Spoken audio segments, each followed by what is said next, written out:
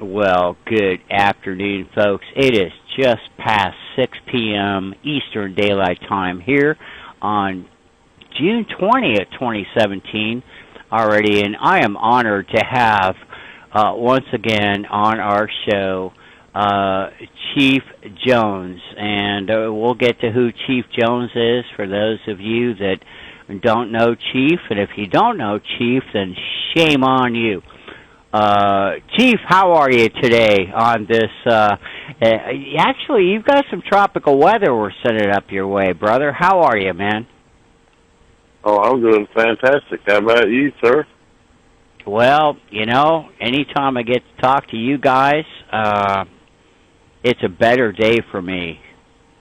Jay and Dave and Steve and we are really assembling a very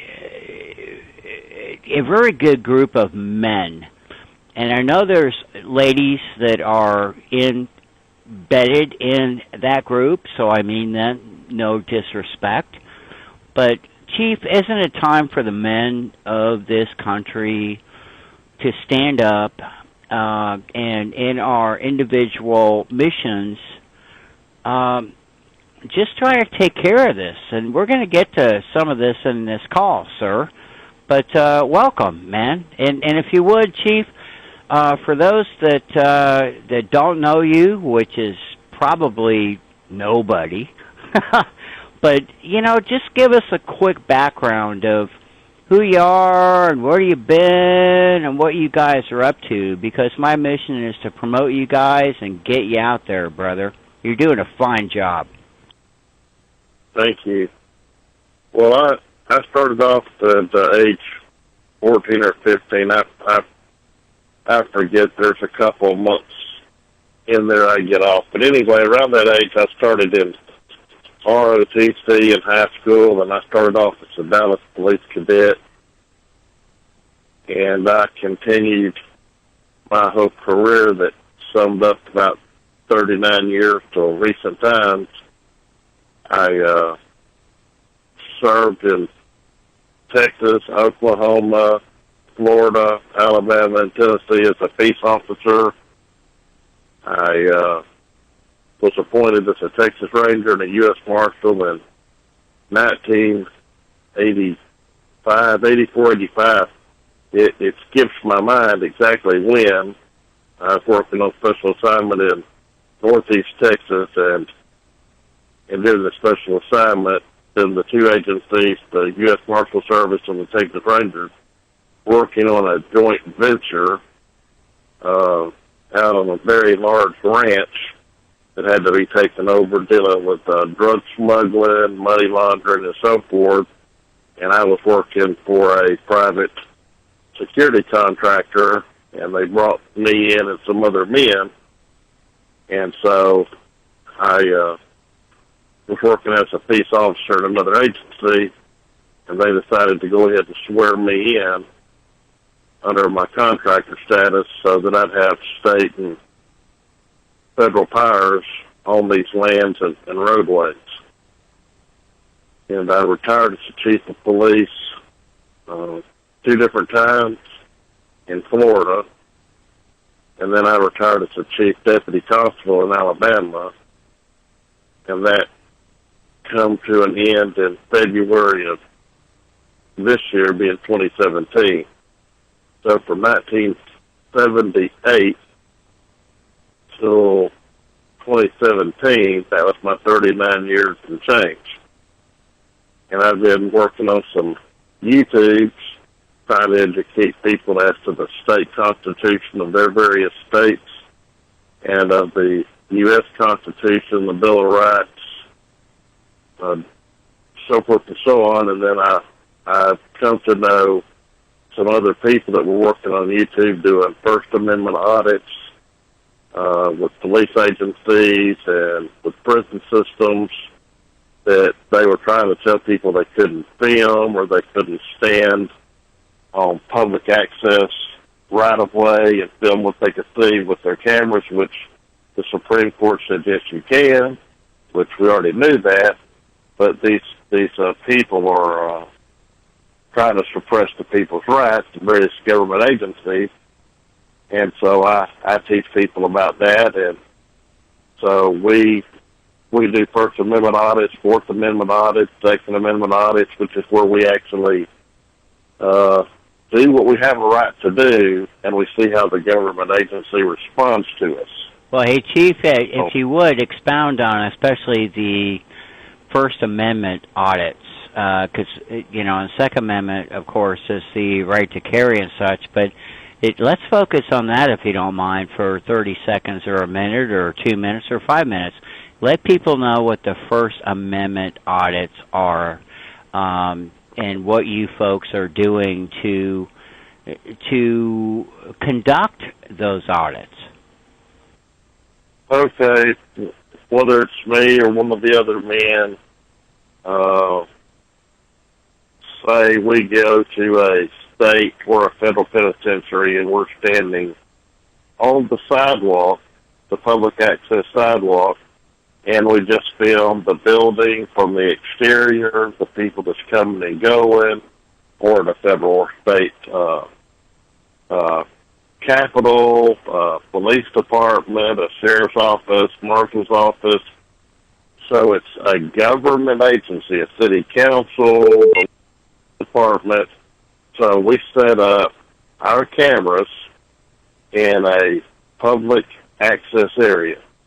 So that's where the sidewalks are. That's where utility poles are. It's a common pathway, a common right-of-way, state right-of-way. And so we capture the police at work. That could be on a traffic stop. But we're, 50, 100, 200 foot away. But we videotape the traffic stop. We videotape dog catchers, if you want to, out trying to capture wild animals or domestic animals that are loose.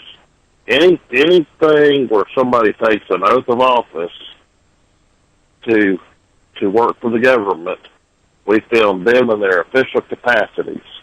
We film outside of the building, military bases, whatever it may be. And then if, for example, the police, which is 90% of the time what happens, security or police, prison officials, they'll come to one of us and say, you can't be filming here.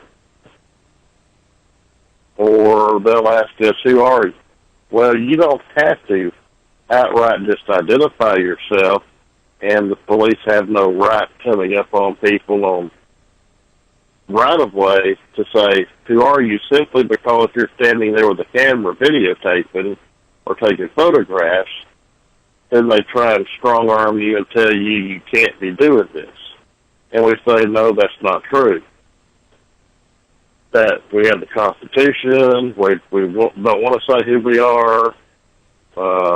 Some of us have said, we're a journalist gathering content for a story. And if we was NBC, CBS, ABC, Fox News, whoever, and we're set up here, you wouldn't be coming by asking us who we are.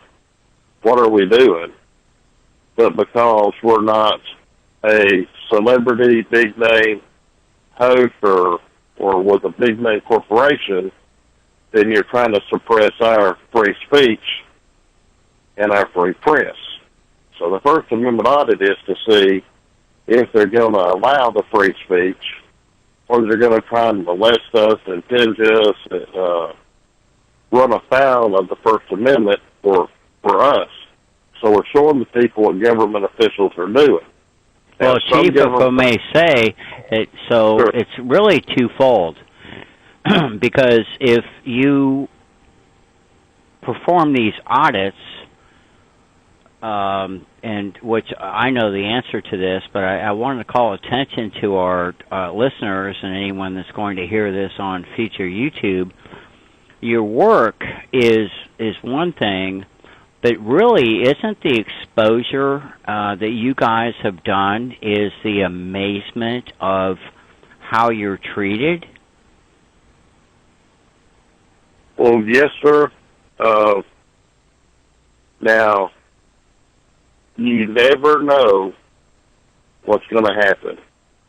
In fact, David with Houston News Now, he has, for example, had more views or hits in that terminology for somebody that's gone to YouTube and watched your video of good police and good government officials honoring his right to be where he's supposed to be. And that he's been able to say, look, the government officials in this city or at this state level or federal level have done the right thing. And they've honored the First Amendment, the free speech. And so he's what I think is saying that 80% of the people, I don't want to misspeak and misquote him, but I'm thinking that's what he's saying. But that 20% are coming in and saying, you can't film here, you don't have no right to film here, and actually arresting him for carrying out the First Amendment. In fact, another gentleman called Bama Camera in Alabama, he was arrested for videotaping. Now, later, my general understanding is that was resolved. Now, I don't know exactly how it was resolved, but they come to a resolution of some sort that he did not break no law, and that he's been released and he's back filming again. In fact, he and I went out this last weekend doing First Amendment audits, and on one of the audits at a military base in Enterprise, Alabama, that he was told by security that he couldn't be there filming, and so he gave them the court decisions that said, yes, we could. So the man looked at the papers, he kind of glanced over it, and I guess he was satisfied that he had a right to be there, and he just said okay, and he left. So sometimes they look at the papers, sometimes we don't present no papers to see if they're just going to understand that the Constitution of the United States says you got a right to free speech, and you got a right to be freedom of the press. So we're exercising these two rights under the First Amendment, and we see if they're going to leave us alone or they're going to encroach on our rights. And so about 20% of the people on average are going to go as far as to arrest one of us and put us in jail and violate the Constitution of the United States. And then there's a reckoning when that happens. So we're trying to bring attention to the fact that, you have many amendments to the Constitution, which is the people's Bill of Rights. And unfortunately, 20%, and in some places of the country, it's way higher than that. There may be 50 or 60% of the people that, when you go there, they're saying, you can't film this, you can't do this, you can't do that. So it's a violation of the people's rights. Well, let's pick that apart just a tiny bit. When they say, quote, you can't, and I understand policy, and most of our listeners don't, and I don't mean that they're dumbasses.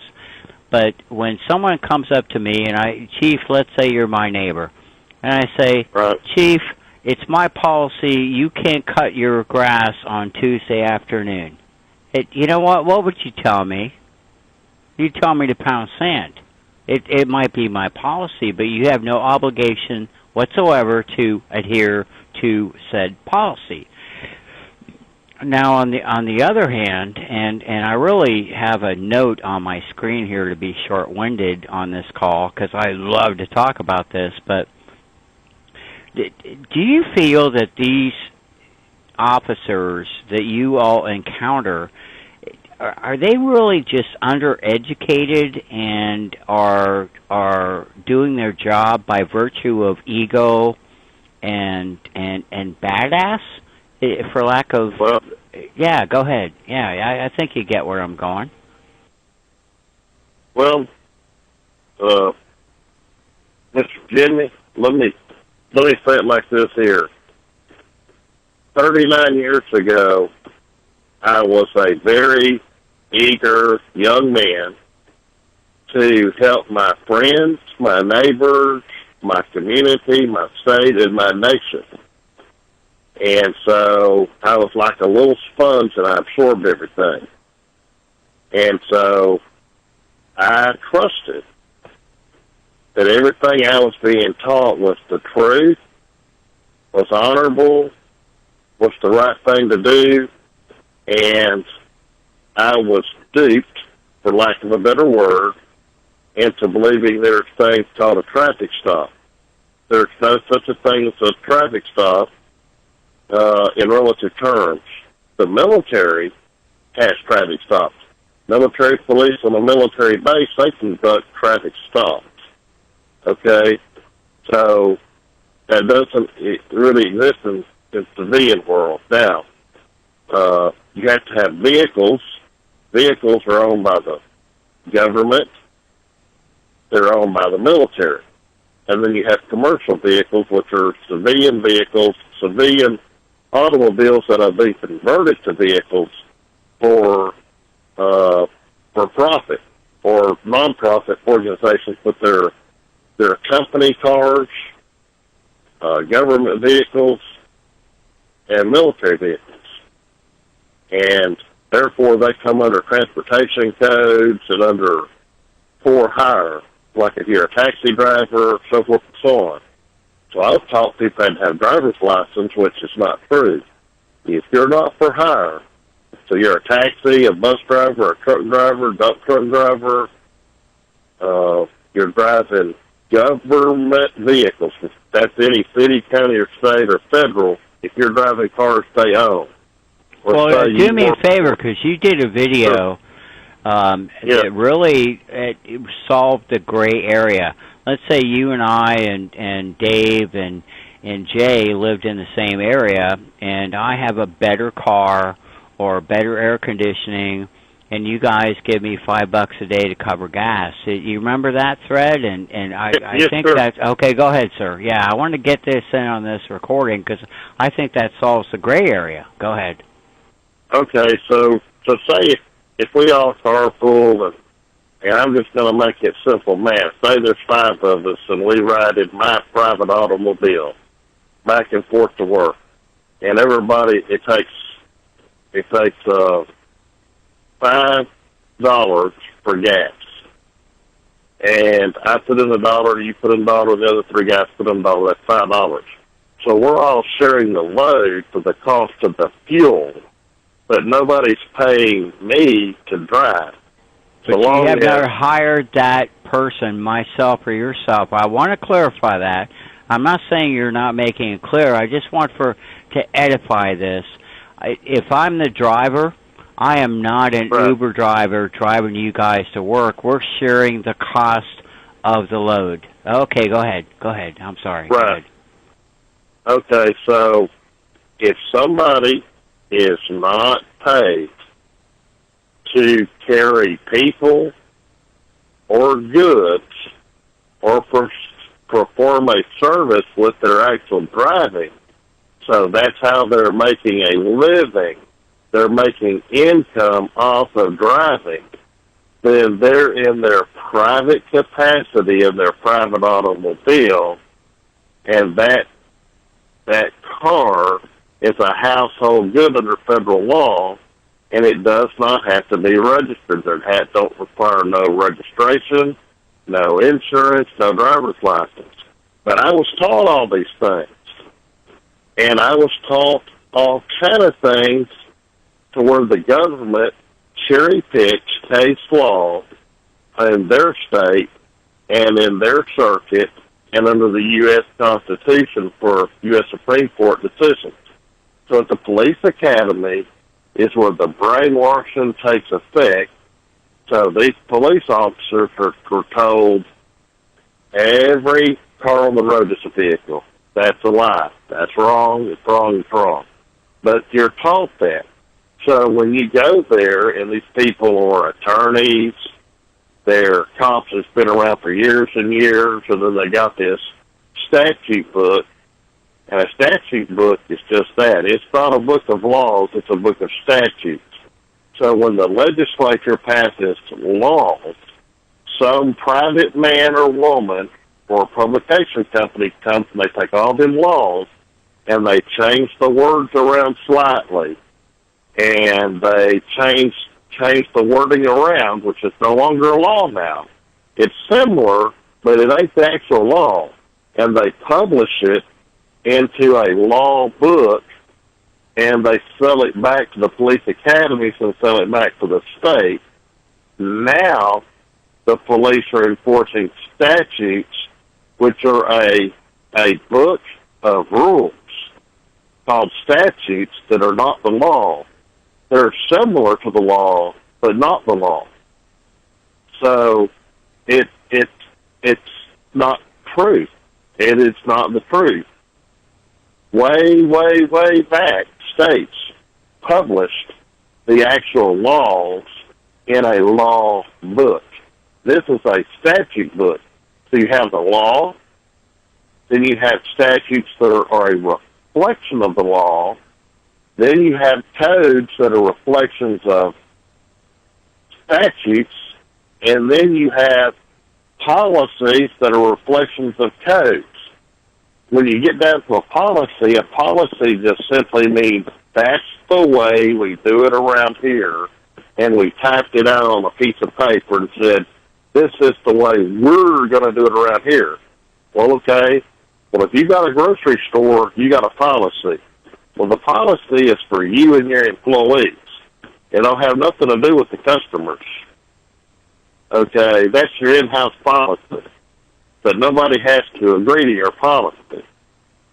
Okay, well, they got police departments running around saying it's our policy that we're going to interpret a code or we're going to interpret a statute to mean this.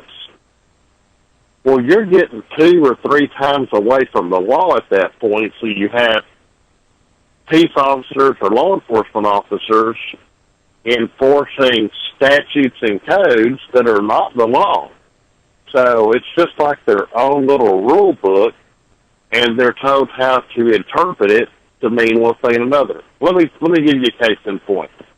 Say we take Tallahassee Police in Florida, and there's a law that says if you're not 21 years of age, it's a statute now. If you're not 21 years of age and you're handling and you possess a handgun, then you're committing a crime. But they have a policy that says it's our interpretation that might not meet constitutional muster, so we're not going to enforce it. So they find a guy, they do a so-called traffic stop, and they got a guy that's got a .38 revolver.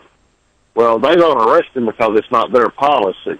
But you go right down the road, you're 30 miles down the road, and you're in Quincy, Florida. And their policy is, this is the state law, and we're going to enforce it to the letter of the law, which means under the policy. So it says, we will arrest people. So that same guy got stopped down there in Quincy in the same state, but it's their policy that they're going to interpret it to mean this. Well, the guy goes to jail, and he actually files a civil rights violation saying you didn't apply the law equally. Some cities are doing it this way, some cities are doing that, and then there becomes a circuit decision that says the Constitution guarantees the Second Amendment. So he was enforcing his Second Amendment, and they violated his rights. Yeah. Hey, Chief. I was looking for a break. Brother Jay has been texting me here on my other device, and Sure. Would you mind if I patched him in and let him join this call? Oh, absolutely. All right. Absolutely. If you would just hold that thought, and stand by. I'll be right back to you, okay? Stand by. Sure.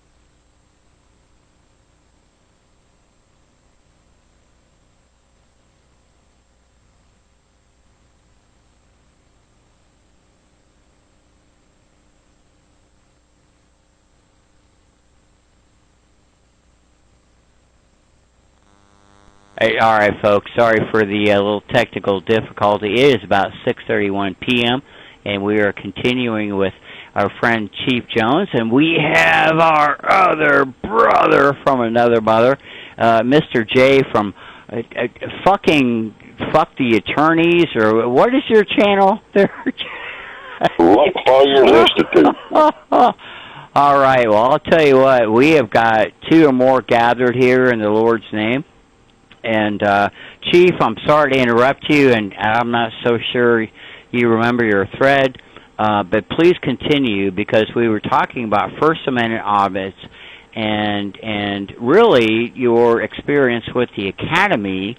And, you know, here's the thing, in my opinion, is these guys are taught the wrong way.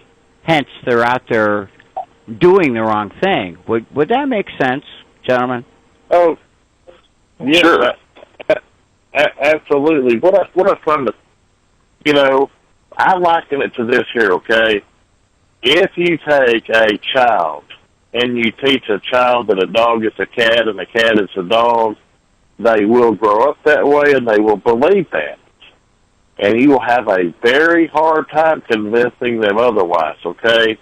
So what I'm saying is when a man like me at a very young age goes in with very little life experience, and I am taught people have to have registration, driver's license, and insurance, and that a car is an automobile automatically, then I'm going to act that way.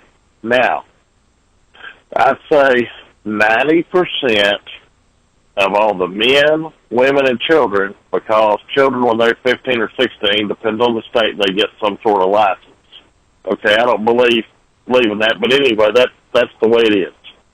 Okay, so 90% of the people, their very first contact and the majority of their contact with police throughout their entire life is going to have something to do with their private automobile, registrations, license, and insurance. And the police, they work that into revenue for a ticket or on equipment violations, moving violations. They work that into snooping around under the hood, so to speak, to see if you got any drugs or weapons that they can seize and turn into their own weapons, see if you got any money, anything over about $5,000 that they're going to seize and say you was using it for drugs or for one thing or another. They're going to seize your car. They're going to try and connect that to your house, your land. It's all a scam, and they're taught they're doing the right thing, and so they're gung-ho into this. And it's bullcrap. And before I forget, Jay Vincent from Faulier's Institute, my other brother on the other line, he just did a thing on police canines being abused. Ask him about that. Well, Jay, I think you just got asked about that. So, first of all, Jay, how are you, brother? We love you, and the mic's yours, brother. Well, first of all, thanks, Chief Jones. Glad you're having this call. I'm glad to have a few minutes here on it with you as well. I consider Chief Jones a friend. I consider you a friend too, Jim. I appreciate both of you, and I thank the world of both of you, and I appreciate being on here. Now, as far as police dogs go, police dogs are actually, they're purported to be a money-saving tool for the police. You know, if we use a dog, we're not paying an officer. You know, all we have to do is provide food and shelter for the dog. We don't have to pay him like an officer. We have to pay for the dog, but, you know, $150,000 for a dog, you know, and then versus, you know, an officer over 10 years is a savings. Now, what happens is they exploit these dogs, and the officers can mistreat these dogs, but when they get into a high-stress situation and they believe that somebody is going to get shot or harmed, what they're going to do is send in that dog, which is exploitation. They're actually sending in an animal to be sacrificed. They're sacrificing an animal because they are too afraid to do the job that they were hired to do. That's what they're pussing out. And so that's exactly what happens when an officer gets afraid that he's going to actually have to take a bullet. He sends in a dog and lets the dog die for him. And then they act like it's the dog died a hero and all that. No, actually the dog died exploited and abused because you sent the dog in to be murdered and sacrificed for you so that you could continue to have a job and take advantage of people and steal from them and do what police do, which is egregious breaches of right. I mean, what the police want to do, they want to interrupt our patterns. They want to interrupt freedom of expression, freedom of living. Now, granted, there are a few people out there that need to have some, direction in life. People who go out and shoot people all the time and or steal from people.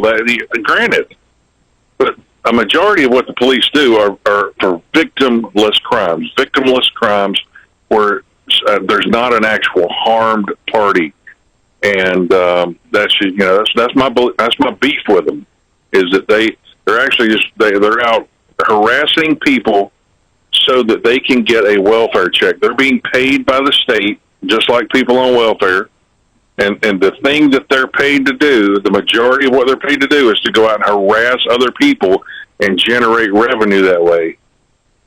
And then when it gets really dangerous, they send in an animal to be sacrificed because they're too afraid to do the job that they were hired to do.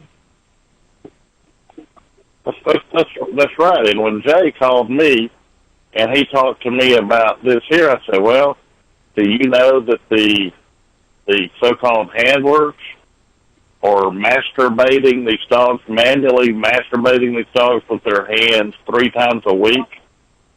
That's part of, quote, their training, and that therefore that's bestiality, and the so-called trainer and the dog become sex partners. So there's partners out on the road, and there's sex partners in the car and on the side of the road, that they actually ejaculate the dog 3 times a week. It's supposed to be, quote, good for the health, and it bonds the dog to the handler. Well, of course. I mean, that's like catnip to a cat. That dog's crazy about that handler, and that dog will do anything for that handler, because now that's a sex partner, and because that dog is masturbated, then he becomes the controller of that dog. So the dog will follow him to the end of the world and die for him, and he will send that dog into things that he knows might be harm, and all the dog knows is to follow instructions of daddy, that masturbates him. So this is a horrific abuse. Well, that took me aback, Chief. I had no idea, and none, zero. But as soon as I heard you guys expose, no pun intended, your research, it made sense to me. It all came together. Yeah. Anyway, gentlemen, go ahead. Yeah, I mean, Jay did a lot of research where they had shot their own dog. Well, first of all, they released their dog in one particular instance after the man had thrown his weapon away, and he was no longer of harm to himself or another. And then they sent the dog in to attack him viciously, and the dog's doing what he's trained to do. Then they shoot the man and their own dog. Well, let me ask you this. Let me add something in there. Do you think the dog, once the dog achieves the mission, is the dog then not able to achieve the mission again? And sorry to interrupt you, Jay, but I had to throw that in. Go ahead, gentlemen. In that situation where they shot their own dog with the suspect, that suspect, I thought he threw a gun. And I was told by one of our viewers who is adept on what happened there, that actually that guy was talking big, but he had a flip-flop in his hand, not a gun, not a weapon. And they shot that guy. They let him bleed. They airlifted the dog to a vet and let the suspect bleed out, because if they hadn't let him bleed out, he would have had a great lawsuit against them. Wow.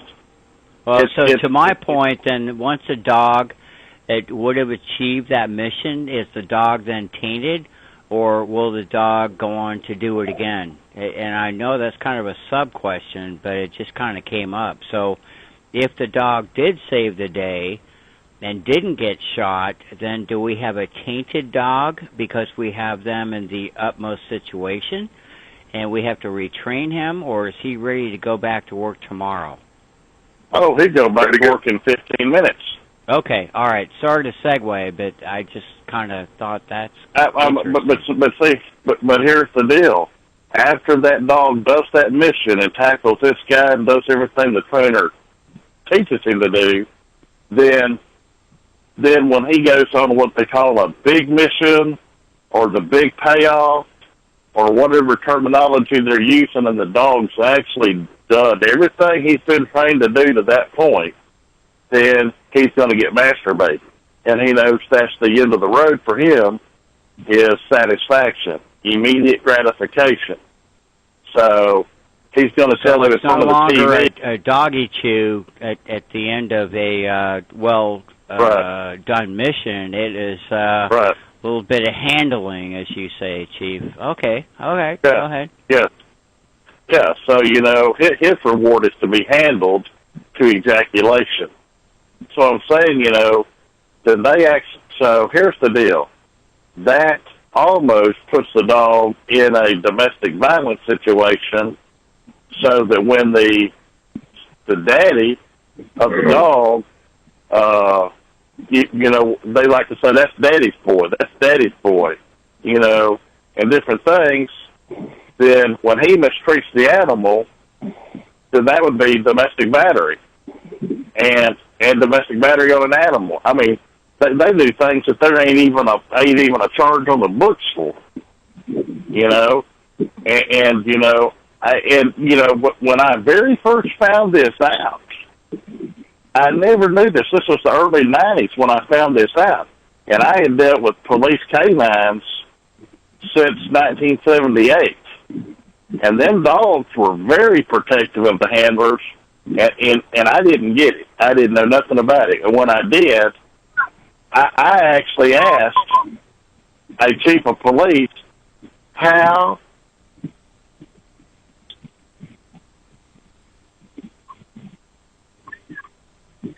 did we lose Chief? Did we lose him?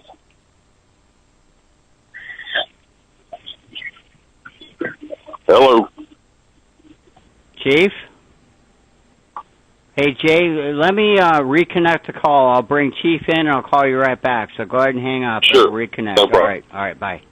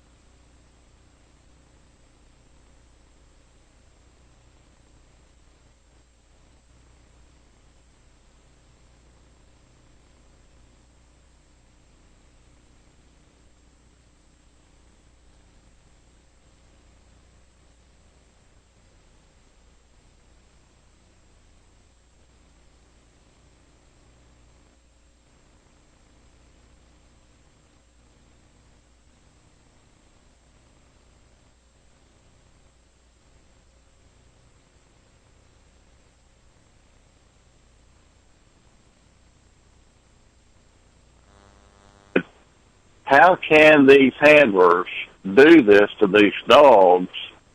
And any sexual encounter with a man and an animal is a crime in this state. How are they committing felonies?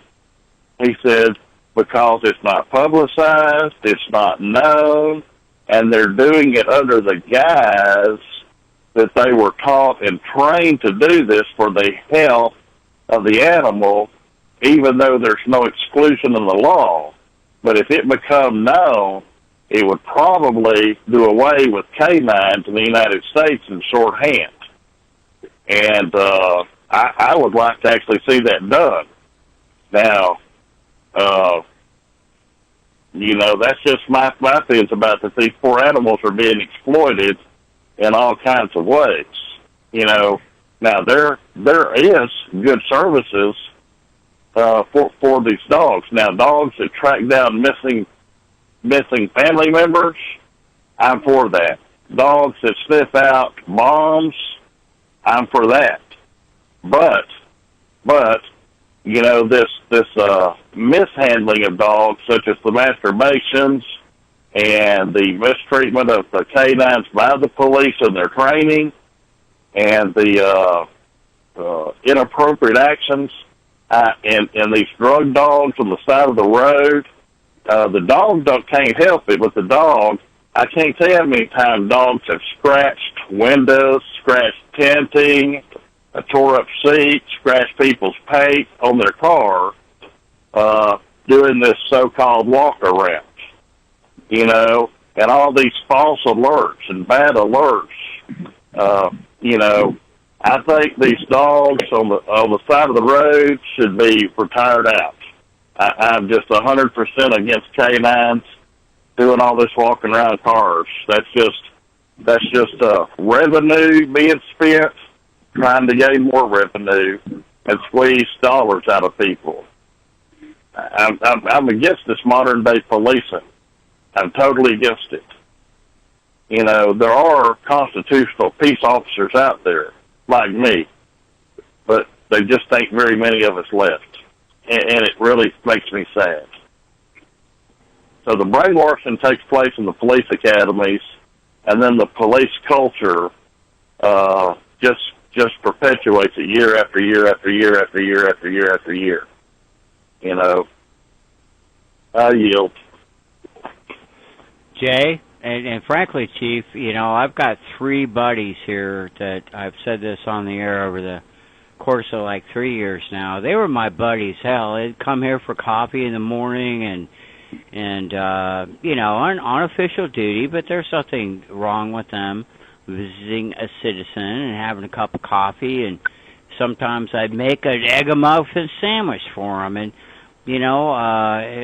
back before Kim passed away, and boy, do I miss her. She was at the kitchen window, and I was out there tossing the football with one deputy, and he was frankly fully dressed, and it wasn't like we were, at the 4th and scrimmage. We were just chucking the football and being buddies. He was a good man, and they came to my home about 4 years ago and said goodbye, and I'm like, well, what do you mean goodbye? Well, we were given 2 options. We had to retire or we had to retire.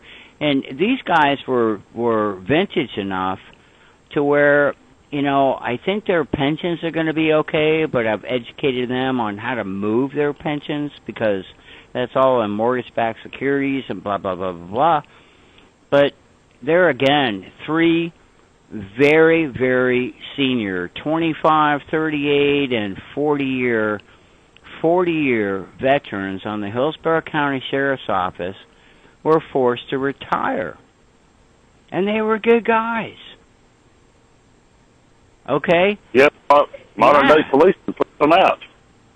Well, exactly. And now, without any disrespect, we have, my God, we've got 20-year-old deputies on the road, Chief, and all due respect, not disrespect, due respect.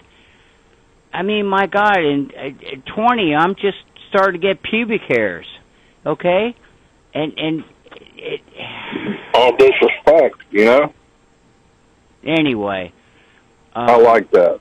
Well, I like it the way you had it. Thank you, thank you, Jay, and stay away from that nose, eyes, and throat doctor, because I like the fact of somebody telling me I'm going to enter your throat because I'm a male, and that's probably never going to happen. But this is a family show. But anyway, Jay, Chief, if you want to yield, let's. How are you doing, Jay? Well, I'm hanging in there like a hair in a meatloaf. Now, what are you talking about? My meatloaf? I'm hanging in there like a hair in a meatloaf. Yes, sirree. Oh. Yep. I like to put onions and a little egg in my meatloaf, and yeah. Well, Jay, you have some news. Well, go ahead. But you have some news that I'd like to have you share here with us on this show that you already shared on your YouTube channel. But I'll tell you what, brother, you are our student right now, if I may steal a little bit of thunder, sir. Go ahead. Well, I'm pursuing Google for reasonable accommodations under ADA to precisely give meaning to their terms and conditions because they're arbitrarily enforced. And this really affects all social media outlets, Facebook, Twitter, YouTube, G Plus for Google. I mean, any outlet that censors its participants, they use ambiguous terms and arbitrary actions to govern. It's also data collection, Jay. On if you agree to watch this video, click here. Oh, sure. You see?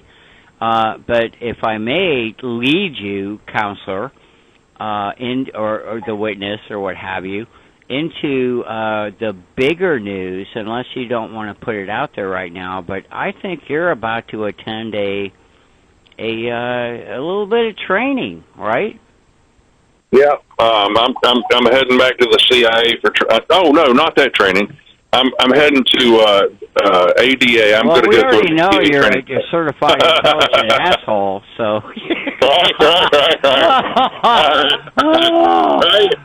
I love you, Jay. Go ahead, man. Love you too, buddy. Yeah, I'm going to go take an ADA advocacy class, and that's going to help me do several things. But that's I'm finding that the ADA is a powerful deal, and courts and cops and all that, they don't have qualified immunity from it, so they have to kind of change course when you invoke it. So I'm finding it to be a magic piece, and it's helped me live a more sustainable and healthy life, so I'm thankful for that. Well, is your aspiration to eventually become an expert witness in court proceedings? Well, besides ruling the entire planet, yes, I would love to do that. Well, I already do that. Right. Yeah, but no, I read that this morning with great interest, and I'll tell you what, Jay, you got a lot of people behind you, and you too, Chief, and we're all covering each other in one way or another. Yeah. I'll tell you what, Jay, you have this scholarship. I know you'll do it. I don't have any doubts whatsoever. But I just want you to know, live on air here, we are going to help you in any way to get to the gridiron, to the goalpost, and we're also going to help you kick that extra point, Jay. That was a godsend. I don't know if you want to mention your angels on there or not. That's up to you. But I saw that this morning, and I'm like, you know what? We are making headway, and I'm going to lead into what we're going to get into in our next segment on this show, if Chief has time, which we talked about off air. But again, Jay, do you want to explain a little bit about the curriculum and what you're about to embark on? Well, it's a class on how to assist people who are disabled, and especially people who are disabled with invisible disabilities, people with ADHD or post-traumatic stress disorder, or even diabetes or high blood pressure. Sometimes when they get into high-stress situations, it causes their health to trigger, and they can't function as normally as they would otherwise. And therefore, I can go in with them into a court situation and assist them in an advocate way, which would otherwise require me to be a lawyer. So that's that's what I'm training to do. I'm training to be able to go in and help people in court and in other situations as an advocate, so that we can change things. It is a powerful deal, and I am thankful. There's been a lot of people along the way that have given to us and helped my family and I. I appreciate the people who have done that. I'm very thankful for them, and couldn't ask for a more wealthy life. I have a lot of love, and we've had people that are angels that have helped us out with the credit-based note instrument stuff that goes on the other side of the fence. But we're really thankful for who we are, and I'm really thankful to be connected with you and Chief. And since Chief Jones is coming to my life, a lot of things have changed. That's how I met you, Jim, and also Chief and I have done quite a few collaborations together. Now we will do many more, and I think the world of him and his family, and wish him well. I've actually got to get off of the phone. I've just got back from a doctor's appointment. I need some time to reset, but I wanted to drop in and say hello and all that. So, well, Jay, we're glad you did, and like I said, we're going to shift into a different gear here if Chief has time on some topics that we spoke of before, way before the show today. Well, listen, Jay, we love you. We will definitely be backing you and getting you through the new program. You have my commitment on that, as I'm sure, not to speak for others, but I'm sure they do. Jay, we love you. All you have to do is hang up, because I do have an automated coin system here. And you know what? I forgot to drop a quarter in the payphone. Is why we got cut off. We love you, Jay. Right. God bless you. Y'all have a good one. Something, brother. All right. We'll talk again soon. Y'all have a good one. Take care. Bye. Chief, you still with me? Oh, yeah. Well, I was just going to say, he didn't say it, and I know sometimes people feel awkward asking for a little help, but here's what I want to say. On his YouTube, there's a way on there, I can't remember right off, but you go to a PayPal, or you can send him a message on there on a comment to email you, and he can, and he's got the PayPal and maybe a couple other ways that you can help him out.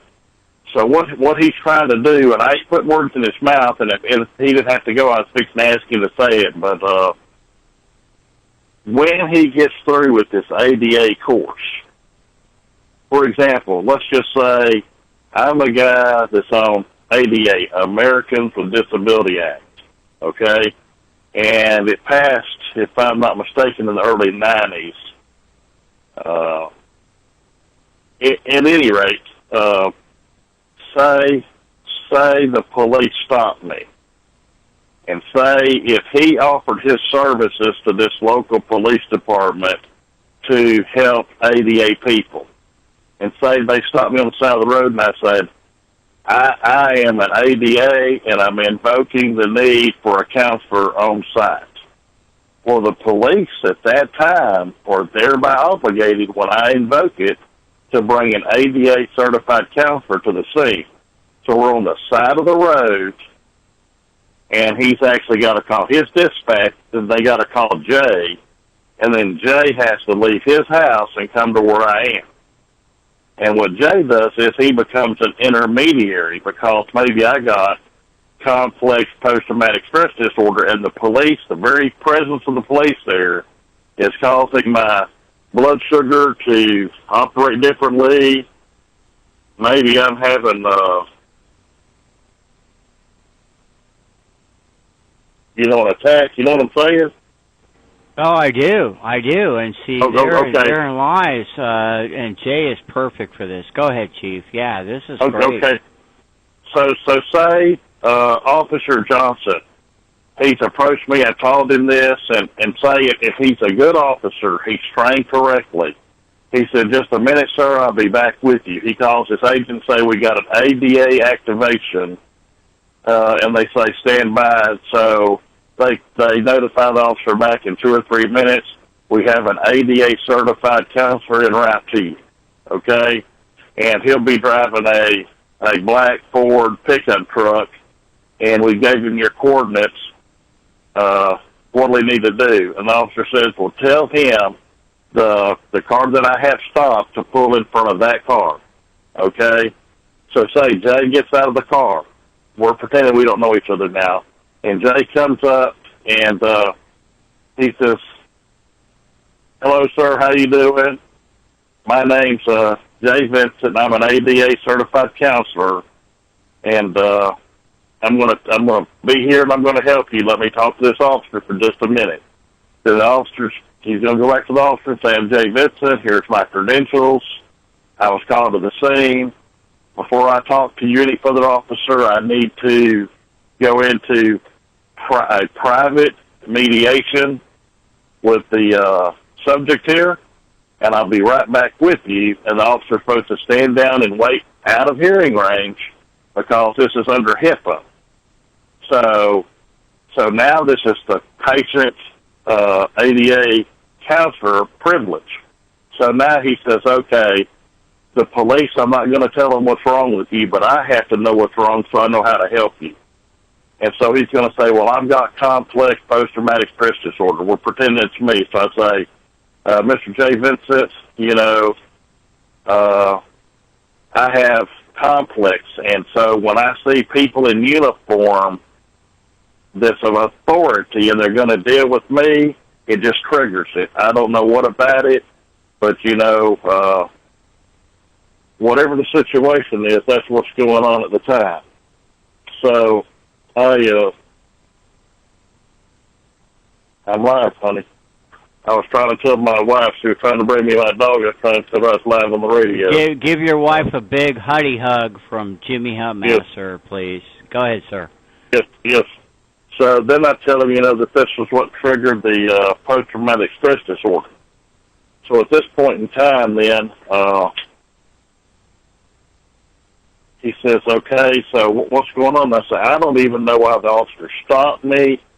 I don't know that I'm doing anything wrong, but just his mere presence here is setting me off, and he turned on that siren and that loud noise, the lights going.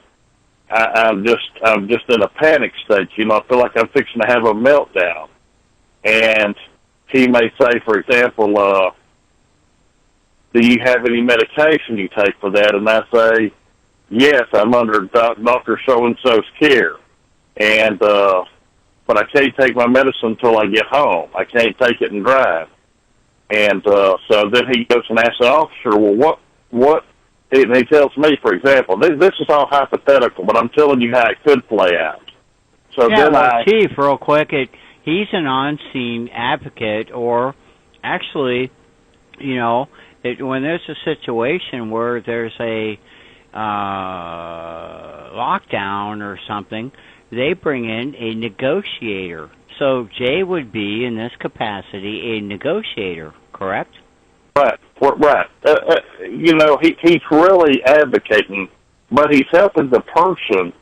He's helping the person deal with their situation at the same time to the best of his ability. But let's just say he goes back and talks to this Officer Johnson. Said, Officer Johnson, I can't tell you what's wrong with this man. It's under HIPAA. I can't release that information to you.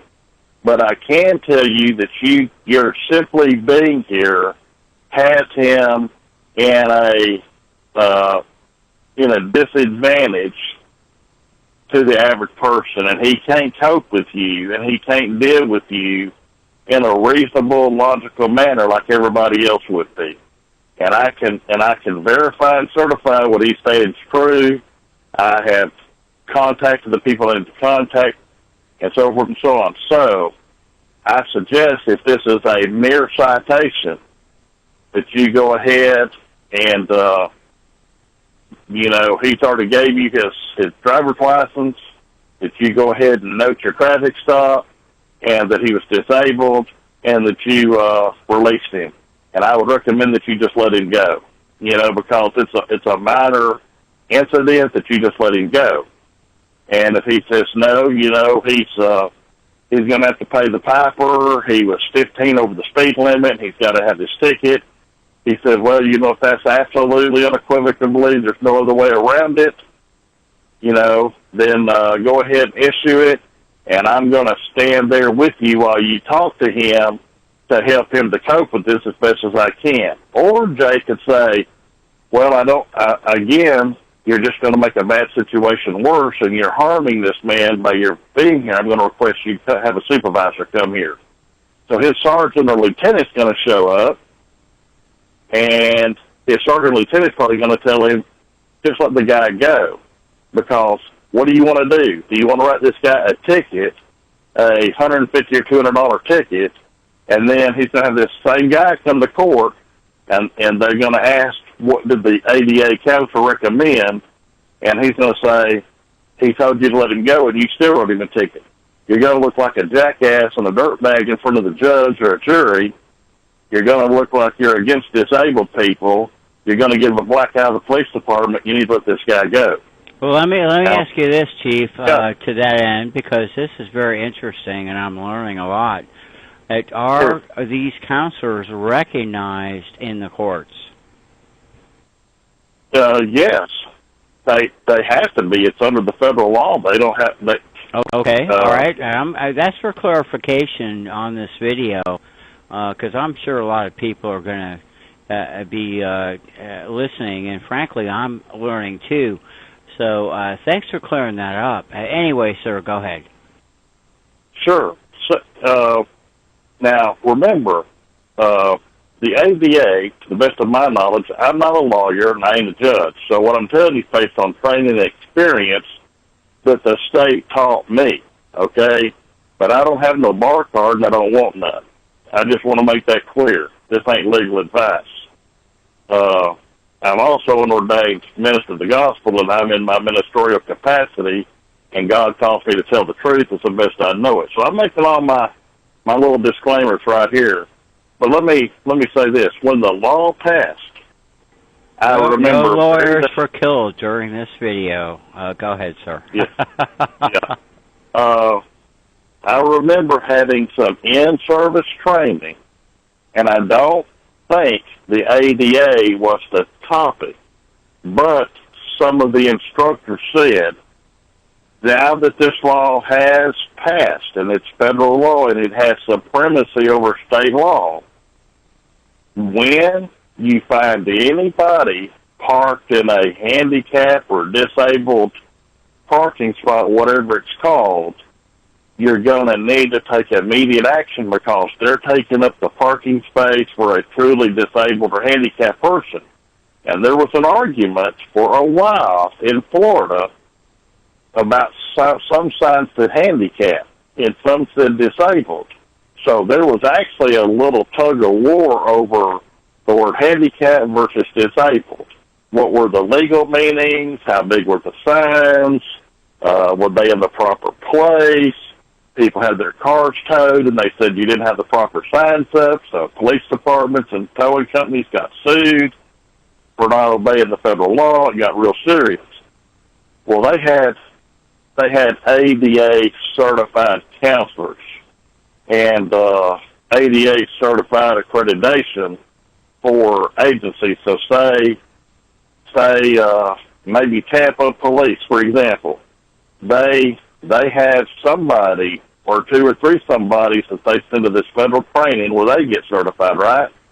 So they're paid by the department, so they actually make sure that the access to the police buildings are ADA compliant. They make sure that they have ADA compliant vehicles. So say if they didn't have any car that you could get into because you had artificial legs, and your artificial leg could only move so much one way or another way without dislodging from your body, the back of the police car wouldn't allow for that. I'm just making up an example.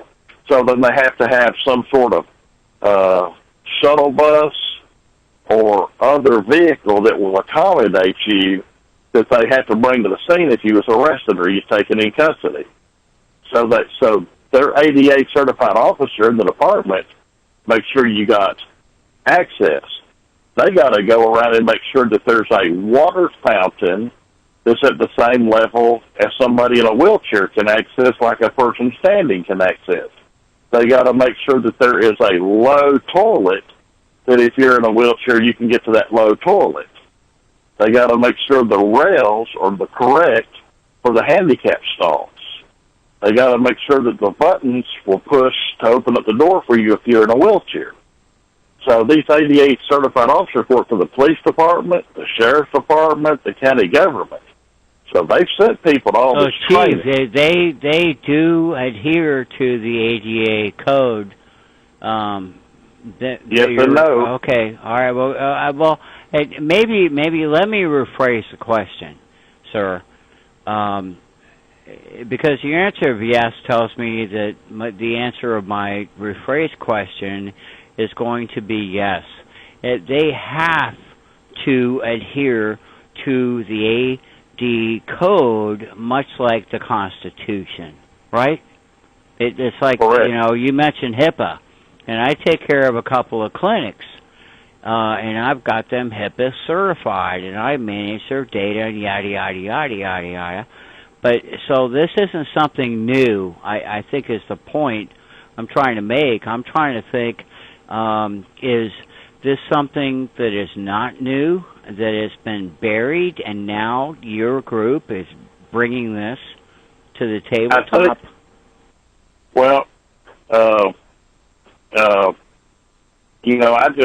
I didn't think about this before we went on air, and I didn't know that this was going to come up. Somewhere between 1990 and 1994, I want to think that's when ADA was passed. I'm not sure. Okay, well, we're going to research it. And real quick, Chief, you never know what the hell's going to come up on air. Right. Yes. Go ahead. I've already got my people working on it, but go ahead. Okay. This just goes to show and to prove this isn't scripted. This is off the top of my head. And for an old fart like me that's been in law enforcement for almost 40 years and trying to keep up with all these city, counties, ordinances, state laws, federal laws, these statutes and codes, and, there's a ginormous amount of information in my head. I'm like the guy that shows up that can talk to Uncle Rufus, or I can talk to the President of the United States. I can talk to the guy that's living under the bridge and make best friends with the guy that lives under the bridge or the guy that lives in the White House. Irrespective of party and politics, I can talk to both of them. I can comprehend both of them. I can dialogue and get along with them. Now, I might not like them as an individual person because of their behavior and attitudes and their belief system, but I can at least deal with them and show them common courtesy and respect, one man to another or one man to a woman or whatever it be. So whenever this passed, at the time that it passed, I remember there being a lot of talk in Congress about how super expensive this was going to be and what provisions could be grandfathered and what could not be grandfathered. And if memory serves me, the government cannot go into grandfather, but a private business could. So let's say you're Jimmy Hutmaster at large, and you're a restaurant, and you're in Tampa, and you've been there since, 1970, and you got the same building, and you don't do more than a 20% remodeling on your building. You don't have to add a special handicap bathroom, and you got a water fountain, and you only got one. It would put you out of business to have to redo your bathrooms and redo all your seating and do everything else. So you're grandfathered in, okay? But if that was a government building, no. Then they have to actually go and have reconstruction done to make it ADA compliant. Now, when I tell you that, you need to know that probably 80% of every law enforcement agency across the entire United States is probably not ADA certified or accredited. They do not meet ADA rules and regulations. And the reason I say that is because most apartments, I would say 80%, have 25 or less total personnel. I'm talking the chief of police down to an investigator to secretary, support personnel. They're looking at a 25-member unit or less, and probably 15 to 17 of those people being sworn peace officers. Okay? And they got a little building out back that's a small building, or it's an attachment to City Hall, or they may have a section in City Hall that they work out of. So they don't have the correct ramps to access in and out, and they don't have a patrol car or another car to handle disabled people. So say somebody's in a wheelchair and you arrest them, they don't have a van with a lift. I mean, you can still put handcuffs on them. You can still arrest them and take them to jail. They're not immune from being arrested because they're disabled, but they have to be given a level playing field, and they have to be treated the same as everybody else. So you require a van with a lift, and they don't have it because it's not in their budget. But they're barely able to. But Chief, yeah. they have NRAPs and water pistols and cannons, and I use the word water pistol lightly. But this is very educational for me. But in the event that someone with ADH did commit a crime, right. we still, as a society, have to treat them with proper protocol, is what I'm hearing from you. Just like, I lost my ass. I invested in a restaurant back in the late 80s, and I lost my ass. But it was okay, and it was exactly to your point. It's a 2-story, and I had to fight city council because I'm not going to put an elevator in my building for $250,000. Okay, you could come in. I put in the ramps, Chief. Each parking space. This is no bullshit. Each parking space that I had to label based upon my floor plan, I had to have 2, and I don't mind, but it was $500 per parking space. Okay, so there's $1,000 to label it properly and put the proper official sign. But in respect to exactly what we're speaking of, I did it. And see, that's what I think you're getting to. And people are, these people are... let me tell you something. If you go to bed tonight, listeners, I'm going to yield, Chief, and get back. I'm sorry to cut you off. But we have got to get back to caring for each other. And there's a lot of folks with ADH, a lot of folks. Like Chief said, you hear a pop, you hear a bang, or you see a uniform. Maybe you were abused by an officer, and that triggers that. We have to remember we are living beings, ladies and gentlemen, and our internal emotions, psychologies, we're all different. We can't all walk around, and I'm talking to myself right now, with the attitude that I'm okay. You know what? I'm okay, Chief. But then again, we all have our dreams. We all have our past. We all have romances. And in my situation, if I can go off, Kim, the anniversary of the love of my life dying is coming up here in a couple weeks. I'm not interested in dating or anything, although I've always loved to have a woman by my side. And so I suffer from that void, Chief. I do. Does that make sense? Yeah, we all suffer from something, and I'm going to deal with this, sir. The mere fact that we're workers and we should all be tough guys and this, that, and the other, hey, that's okay. But when you start taking away the human compassion, the fact that I walk out to my front driveway to pick up my newspaper at the end of the driveway and hear the birds and look at my lawn and say, thank God for the water we just got, Chief, that's the kind of shit they want to take away from us. And I'm not going to let that happen. And that's right back to your point, sir. Anyway, go ahead. Okay, what I'm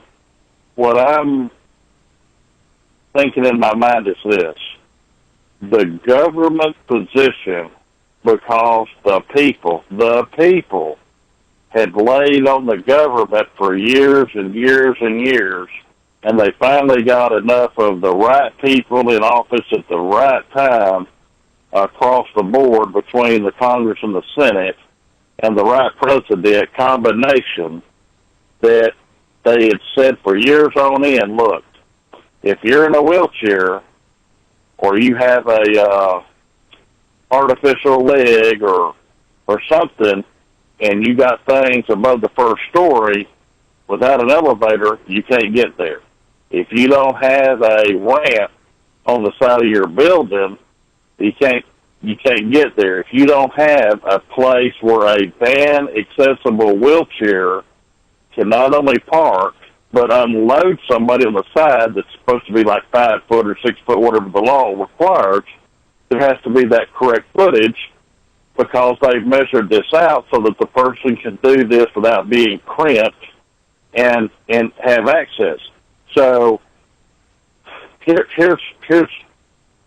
it is in a nutshell. There are people, and this is how they're figuring this out, that 80% of the people, 85%, whatever percentage it is, but it's a high percentage, are between two denominators when they're figuring life. So they're saying, you might be borderline retarded, but you ain't actually retarded. You're just borderline. You're just barely across there, so maybe you're low functioning. So you get everything everybody else gets, but you get it real slow. Okay?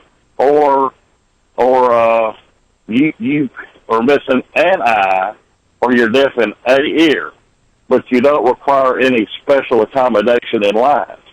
That you can go through your life, outside of 1% in your entire life, you may come across some bad situation sometime in your life. But overall, your situation is always reasonable in life. But there is that 5, 10, 15% of the people that have a mental or physical disabling or handicap condition to the point that they require special accommodations, and that you got a physician that is recognized by the state or the federal government who has assessed you and has said, this person is disabled, and they're going to require accommodations throughout their life. So, let me put it to you this way. At the end of World War II, you had soldiers in large masses for the first time coming back that if they were diagnosed in today's times, there would be a gigantic number of them that would have post-traumatic stress disorder or some other psychological disability, whether it's schizophrenia or whatever, because they've been shot at, they've been pinned down for days under sniper fire, they've had to kill people in a line of duty in a war in a foreign country that nobody there did nothing to them. They were just called up and sent. Okay? Well, the people that's been coming back since 2001 to current time from overseas, there's a lot of people that are disabled, in addition to life. But every time you have a major war going on, and this has been going on for like 16 years now, then you have a lot of people per capita coming back. And what some people don't know is, and this is a dirty little secret that the police like to hide, especially in large agencies, they wind up hiring a lot of former military people. The reason they hire them is because they're, quote, they're disciplined. Well, they're badasses, but go ahead, yeah. No, well, they see the most of them as alpha males. They hire females, so don't mistake what I'm saying. But, 90% or more of them are male. So they see them as their alpha male. They don't run and hide. They're in the military. They've been trained to run to it instead of from it. They know how to wear a uniform. They know how to follow orders.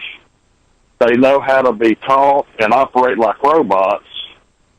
And so they hire them. But a large number of the officers they've been hiring for the last 16 years out of the military have mental damage, mental or emotional problems, and they probably should not be cleared for any further military or law enforcement service, but they're still out there on the road.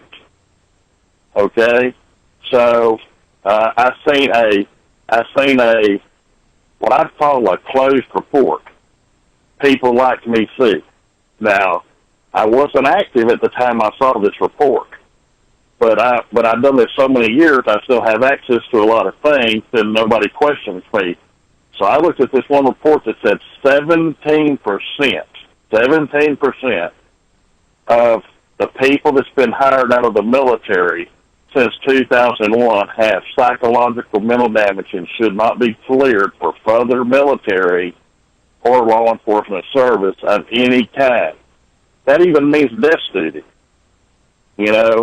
Just totally they're out of it. They shouldn't deal with weapons in an authoritative position. Okay, because anything can set them off and have major flashbacks. So that's not saying 17% of the police, 17% of those hired. So say I'm just ABC Police Department hired 100 people out of the military to join their department last year. On average, 17 out of that 100 that they hired, they could have hired 400, but 100 was from the military. 17 of those are going to should not be in law enforcement for military services due to psychological or physical brain injury. See, they had IEDs. So some of these men had their head sit on the top of Humvees or on the side, or something actually went into their brain and they had to do brain surgery and remove it. The military don't want them collecting a military disability for life. So they clear them, or they'll give them what's called a limited disability or a partial disability, like they'll say 5% or 20% disabled. So they get a little disability check for $75 or $90 or $190 or whatever it is for the rest of their life. But they don't get their full paycheck. And if they're not over a certain amount, and that medical doctor for that police department clears them, they're going to work, but they shouldn't. So you got a lot of damage. You got a lot of damaged police out there, and they're brainwashed in the police academy and told things that ain't true. And the way that they teach you to jump on people, and these carotid arm restraints, I can't tell you how many people have had brain injuries or have died from police not being properly trained or using carotid arm restraints, which we used to call a South Dallas snot block hold. Then you're stopping the blood from getting to the brain. So their brain has injuries, or their lungs have injuries, so they're injured or they died. from from police doing that. And police are taught to be overly aggressive. Now, in the late 70s, we were taught to de-escalate situations. But the way they started teaching around the year of 2000, give or take, forward, they don't teach them, you need to agitate and escalate the situation, but the way they're teaching them to handle it automatically does that.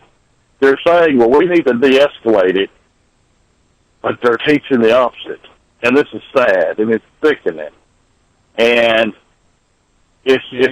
We've seen evidence of this with our group out there, Chief. I mean, you know what? If we have a bad guy, and you and I are officers, I get it. I really do. But the majority of the video footage that you gentlemen have shown me over the years, to include Border Patrol and really the gamut, it is law enforcement inciting tyranny. Well, what do you mean? I don't submit to Border Patrol because I have no orange trees in my backyard, and I have 3 kids in the back of my wife, and I'm sure you've seen that video. And it was the tennis match, and he took out the window stick, the impact stick, and broke out the window. Come on, Chief. Come on. Are we going to break up a window with 3 kids and a husband and wife in a car, you and I as police officers? Because are we? Would you? I sat there in disgust, sir. Go ahead, sir. I'm thinking, what an asshole. Yeah. So, I told the story where the lady on my YouTube channel, Damon Chief Jones, on YouTube, I told the story where I stopped a lady. A shameless plug-in. Chief, go ahead and do that without a shameless plug, because we have Jay. And Chief, go ahead. And you know what, brother? The reason we do this is to expose and promote you guys, because you guys are doing the heavy lifting, not me. And I was teasing about the shameless plug, but go ahead and say it again clearly, and then I'm going to shut up and yield. Go ahead. All right, it's Damon, D-A-Y-M-O-N-D, like Raymond, but Damon Chief Jones. The chief is the retired chief, or it's a lot of other things, but it's Damon Chief Jones. Well, I told about I had stopped this lady in the mid-'90s, and she had actually called on her cell phone to 911 saying there's somebody stopping her. She wasn't sure if they were police, all this other stuff. And so she wouldn't look down her window. I showed her. I took out my police ID and showed her, because she said, how can I prove it? And I said, well, here's my badge. Here's my name tag. And I got my wallet out, and I said, here's my police badge wallet. I had a badge in it, too. And I said, here's my police ID.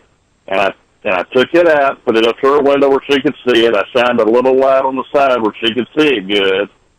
And I can say, I'm stopping you for speeding, and you need to roll down your window so we can talk. Or you can get out of your car, whatever you want to do. I'm really the police. So dispatch called me on the radio and told me, hey, there's this woman wanting to know if this is really you. And I said, the dispatch just called. Said, you called them? Yeah, I'm really the police here. And so she said she told them to tell me that she didn't feel safe. She didn't know me. She didn't feel safe. She had no way of knowing I was police. It was dark. It was like the middle of the night. And she was fixing to make her a U-turn on this 2-lane road. She was fixing to make her a U-turn. And she was leaving, and she was going back home. And I said, you tell her if she does that, I'm going to follow her, and she's going to be arrested for fleeing and eluding a law enforcement officer and disobeying a law enforcement officer on a lawful stop. So they told her. But I told her at the window also. So they told her, and I told her. So, but anyway, she did this, and I followed her. So when I get to where we're going, we got city police in the next city, and we got county deputies there, and they're wanting to bust out our windows. And I said, wait, hold up. This is my case. This is me. And they're like, well, we'll just take her out. I said, the woman looks like she's in her mid or late 60s. I can't remember exactly what I said. It's so many years ago, but I basically said, look, this is an older woman. She's in her 60s. You're going to bust out her windows and damage her property and scare her to death? Are y'all insane? And she could actually see that I was trying to do the right thing, and I seemed to be the only person there with reason and common sense. And they had these, she knew it was police because it was 5 or 6 cars. And all of them had their lights on, and some of them had sheriff stars on them, and some of them had badges on them, and she had one of them street lights out in front of her house, and she had her own lights, and so she could see clearly who it was, and she was still nervous and still kind of acting like she didn't know what's going on. Anyway, in the end, I told them, to stand down, and I was going to handle it. And I finally coaxed her out of the car, and I said, ma'am, I'm going to have to see your driver's license. So she gave them to me. I didn't ask for anything else. I wrote down her information, and I said, ma'am, I truly, absolutely believe you are frightened out of your wits. I said, have you ever been stopped by the police? And she said, in 1960-something, the police stopped me in Quincy one time. They said I run a stop sign, and they said they was going to give me a chance not to do that no more and just gave me a warning. But that's the only time. And I said, okay. And she said, and two, I'm a black lady, and you're a white policeman, and, and it's in the middle of the night, and I didn't know this stuff. And I said, ma'am, I truly believe you were scared out of your wits, and you was speeding. And I said, this is the time where I got to decide if I'm going to arrest you or not. I just ain't going to do it. I said, there's the law, and there's the spirit behind the law. And the spirit behind the law with speeding was to keep people from running over each other or hurting people. And I said, you didn't do none of that, but it was to teach people. And I said, I believe after tonight, you're going to watch how you drive better. I said, when I gave you lawful commands and you didn't obey them, that's to keep from having chaos in society. And that you can't just do anything you want to. But I said, I believe you wasn't trying to disobey me. You wasn't trying to violate the law. You were trying to get to your home, which is a safe place for you. She had no intent, if I may, yeah.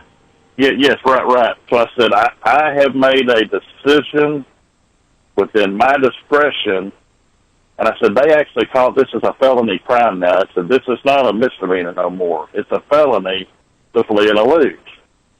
So I said, I don't know what would happen, but I'm going to let you go.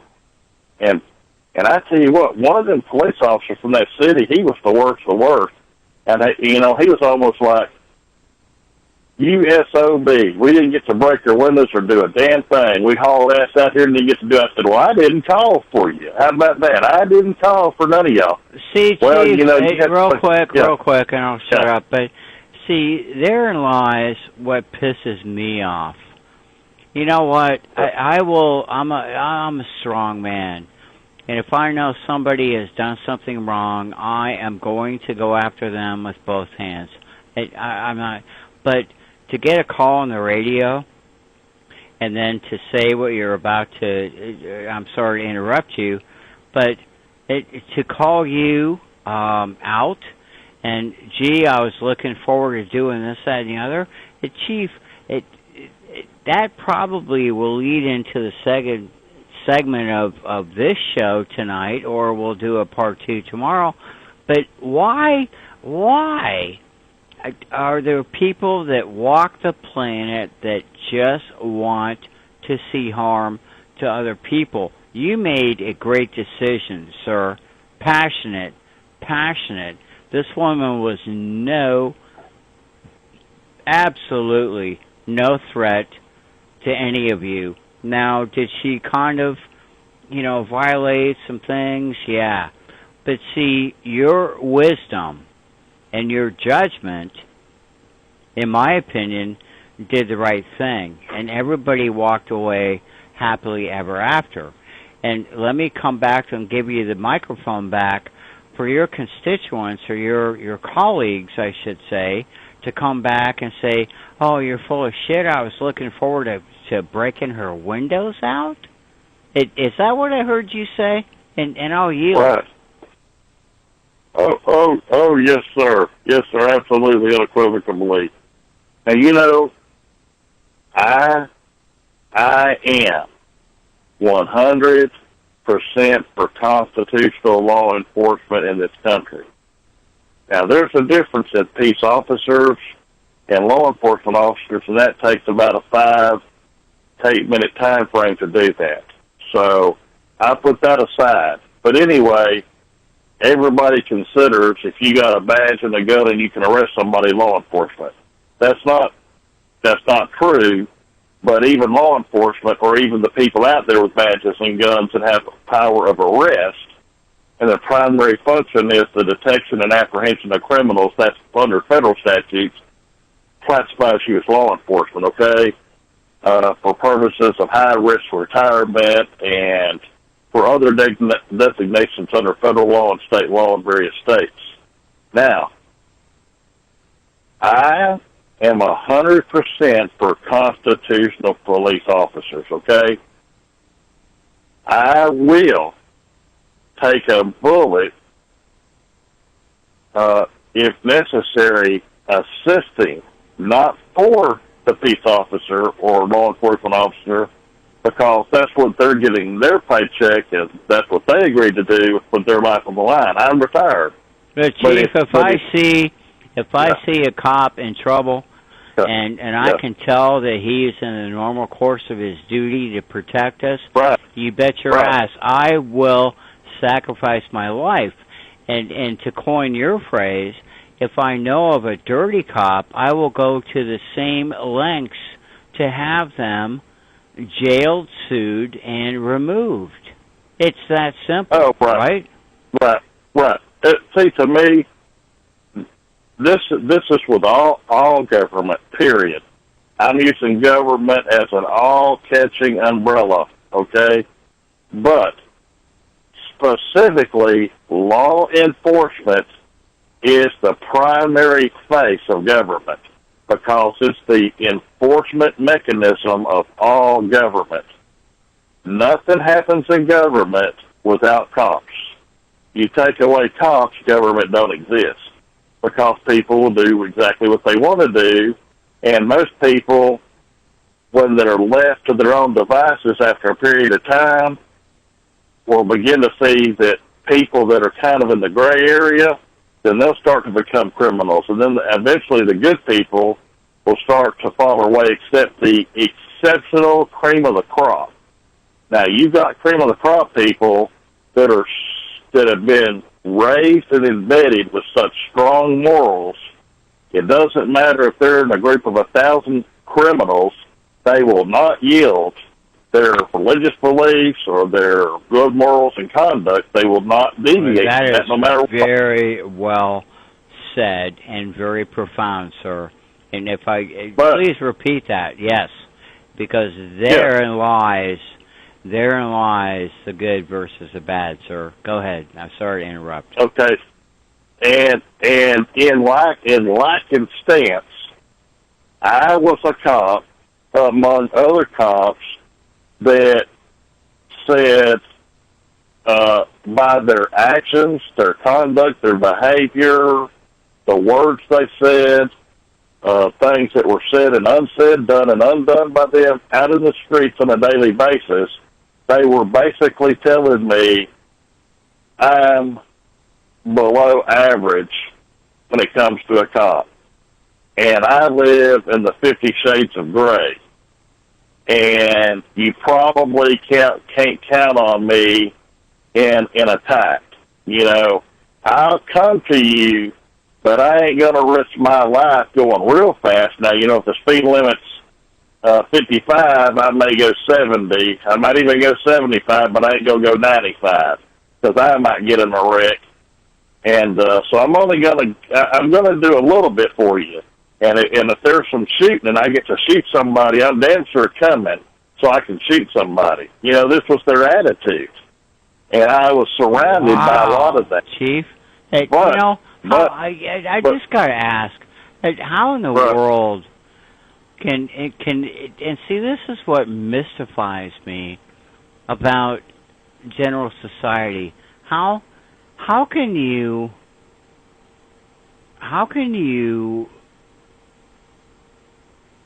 get off on dropping a human being with your weapon?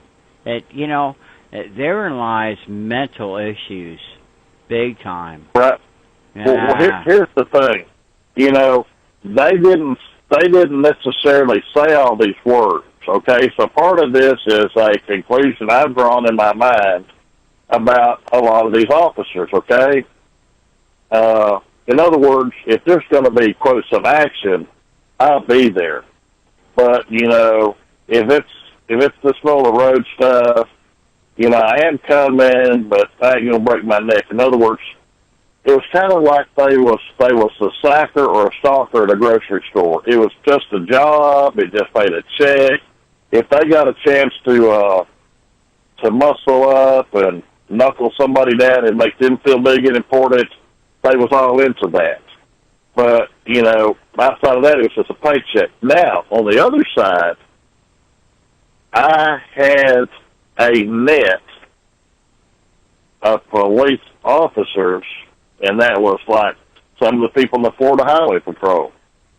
There was a few sheriff's deputies. There was, at that particular time, you know, there are certain places in my mind that's in my mind, and at this time, I was in North Florida, and I had a chief of police at that time where I later became chief, but he was solid gold. Some of the deputies were solid gold. Some of the troopers were solid gold. And I had them around me. When I say gold, they enforced the law the way they interpreted it, but they also had a moral compass in their brain, and if they gave people benefit of the doubt more than once, in my view, you know, where I could personally see them, and then they would make comments like, you know, you got to go by the spirit of the law versus the letter of the law, and you got to look at all the circumstances, and you got to understand. Frankly, Chief, just compassion. Right. You know, here in Tampa, there's a lot of assholes here in Tampa. Right. I know that. I see them every day. I get it. Okay? And I'm sorry that law enforcement has to deal with these assholes. Because, you know, but at the end of the day, most of us are good people. And I would, like you and I talked about a couple minutes ago, if I saw LEO in trouble, say at my local racetrack gas station or something, which I frequent, right. I saw them in trouble, and my instinct said, I'll tell you what, and I'm licensed carry. I'm all kinds of licensed carry. I would remove my weapon and keep it low and keep my finger across the rail, and if I saw that officer was about to be harmed, I would drop the perpetrator. I would. Now, that's going to open up all kinds of, you know, legal things and things I don't need, but I may have just saved a life. Okay? Well, what I Yeah. Right. Go ahead, sir. Well, what Go I want to say ahead. a while ago is that I want to be real clear about something I said a while ago. When I said I wouldn't take the bullet for an officer, I meant that. In other words, I wouldn't expect a citizen or a retired officer when I was on the street to take a bullet for me, okay? Well, And Chief, so I'm not, aren't we talking about reasonable situation? See, that's what's wrong with the country. Everybody wants to twist it, this, that, and the other. If I pull into my local racetrack and I'm putting gas in my car or even inside buying a six-pack of beer or whatever, and I look out the window and I see an officer in trouble, and I can tell this officer's in trouble, I'm going to drop my plans and go out there and covertly try to help, that officer. Isn't it that simple? Okay, no, I'm not being argumentative. I'm just saying there's so many people that cover up all this horse shit. It's like, you know what? The sky is blue. This sky is fucking blue. Okay? And maybe I'm giving people more credit than, because I have an idea that most people are intelligent and have a spiritual moral. And I'm sure you're going to call me tomorrow and say, Jim, you're full of shit, because I probably am. But I see things, Chief, in right or wrong. I have a line in my morals, as you said. Is it right?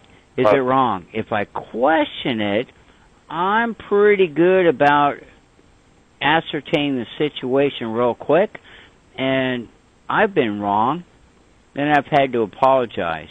But at the end of the day, common sense, snap reaction, which really comes from parenting and all the things I won't go down the road on, and I think we're going to do a part 2 to this call based upon our pre-call. But, Chief, at the end of the day, the men and women of this country need to drop all this bullshit, everything, and go to bed tonight, say their prayers, and really understand, which I'm leading up to our part 2 that you and I talked about. We're in trouble. Our country's in trouble. Our morals are in trouble. I don't care if you're gay. I really don't. But don't put your rainbow flag up and expect me to say, ummy. Do not take down the statues of this country, which we're doing. There were 2 today in Orlando, Chief. And I'm not meaning to crescendo this show. I've just been sitting here patient, and I'm pissed, Chief. And do you have any comment on what I just said? Hey, listen, I don't care if you're... And Nancy Pelosi raised some, $5 million project yesterday with a rainbow flag. Are we... Am I selfish because I don't like that? Or has our country lost God and our will? Listen, I don't care if you're gay. I really don't. But you don't have to tell me about it. And secondly, you don't have to make me approve it, right? I agree with that. I got to get back to this one thing. This is just aggravating. I'm sorry, man. I went off on a fire hole, but go ahead, man. Go ahead. I got to clear this. And go ahead, man. And go ahead. I got you cranked up twice. So let me say this. I did not expect no citizen or no retired cop to take a bullet for me. And I'm not going to take a bullet for another cop. Now, let me clarify that. That's the point I never got to. Now, if I see a policeman right now, today, and he's at a store, he's out on a traffic stop, even though I don't believe in them, but let's just say he's doing it. he believes he's doing the right thing, okay? But say somebody actually jumps out of that car and starts shooting at him, okay? I'm not going to get between him and the people shooting, but I'm going to try and get up beside him and shoot back at the people that's shooting at him, okay? In other words, if they believe he ain't doing lawful, that's what a court is for, okay? You go to court to deal with that. I got thoughts on courts too, but you go to court, okay? You don't shoot at them, okay? Now, what I want to tell you is I've run into the easiest way for me to say it this way.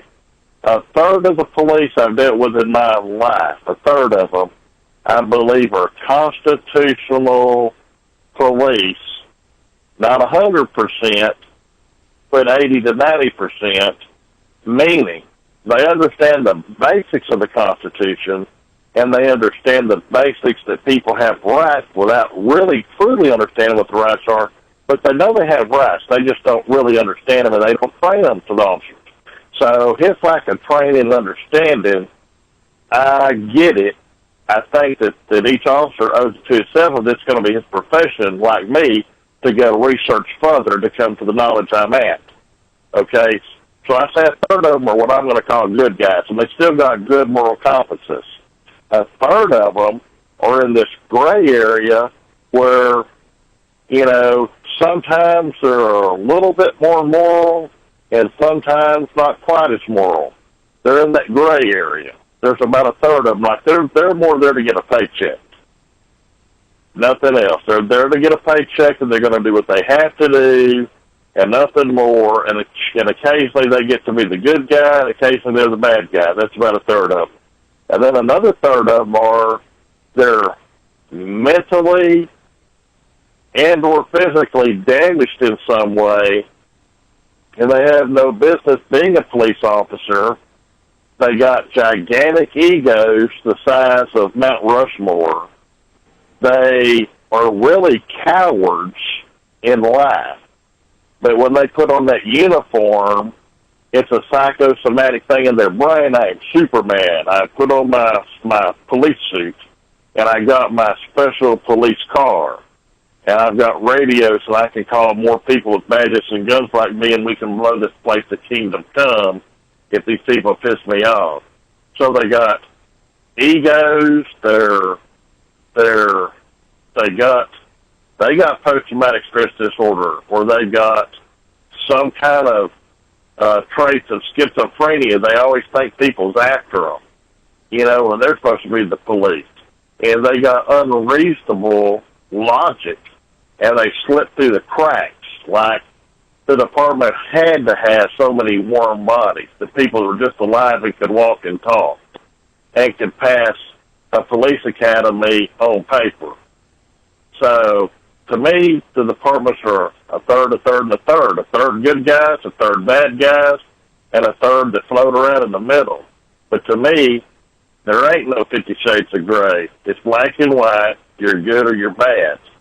Now, good cops have bad days, just like a carpenter, a plumber, actors, actresses, whatever you do for a living, you do have a bad day.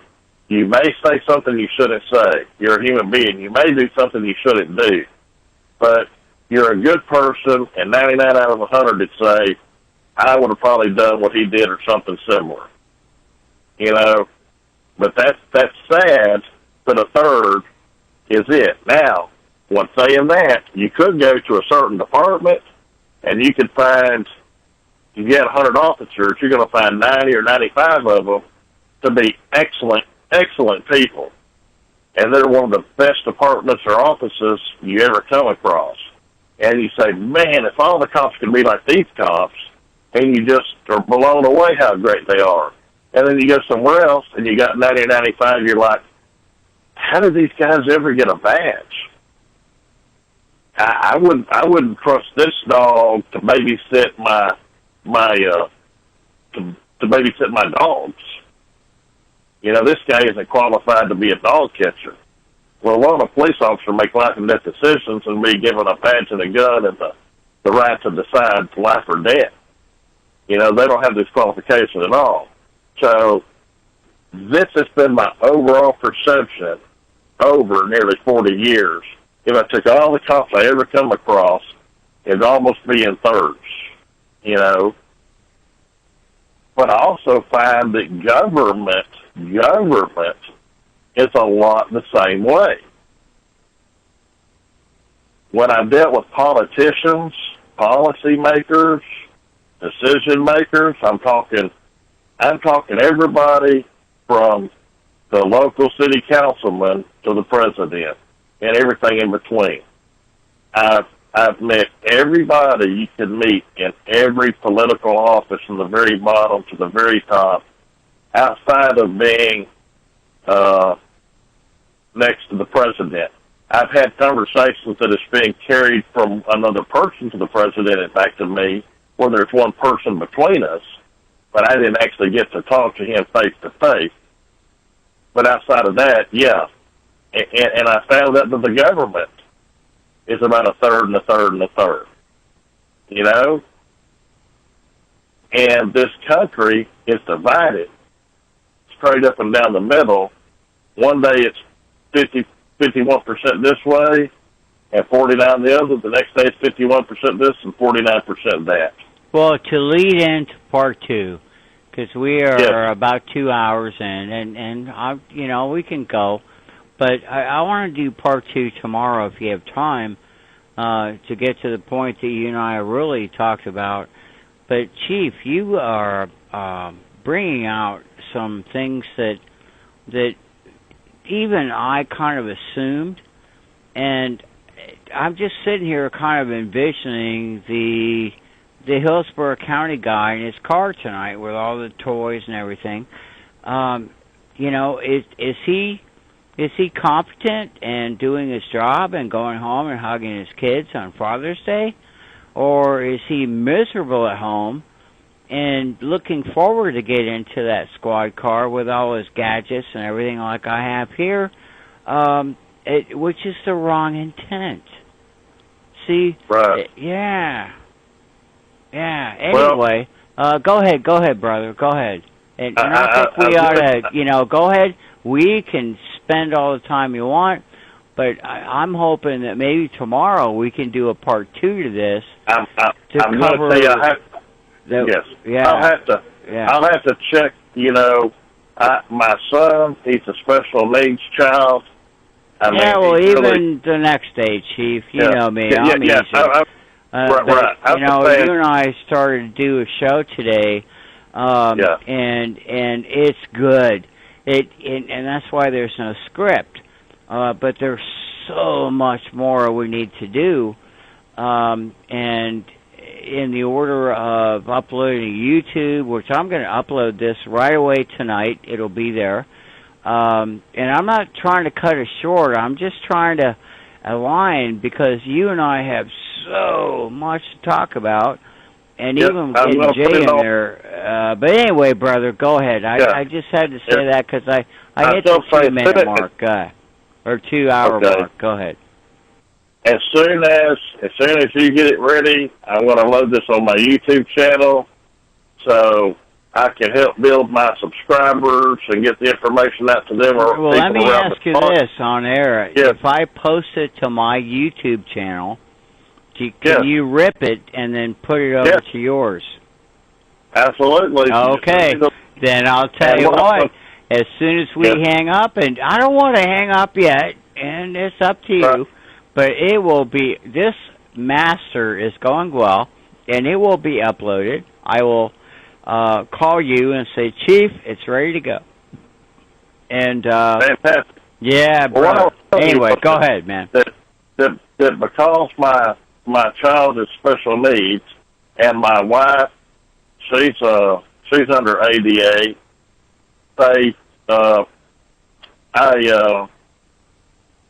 I tell people I will tentatively plan on something, and so I will tentatively plan on being here tomorrow for part two, but I want to reserve my right to cancel based on... hey, listen, Chief, no big deal. You know why? First of all, we love you. Second of all, we trust you. And third of all, I am here every day, all day. And you and I have made certain plans for airing and certain studio products, this, that, and the other. We have to be flexible in our group. But I'll tell you what, with you and Dave and Jay and Steve, and forgive me if I'm not mentioning, let me tell you something, Chief. My listeners, God bless them. And they are looking to me for guidance, and I'm bringing them you guys.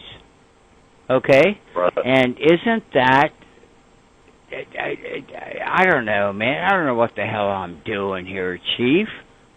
God is working his hand through me. Yeah, and if I'm able to get you out of that studio, I'm Good going luck to take with that.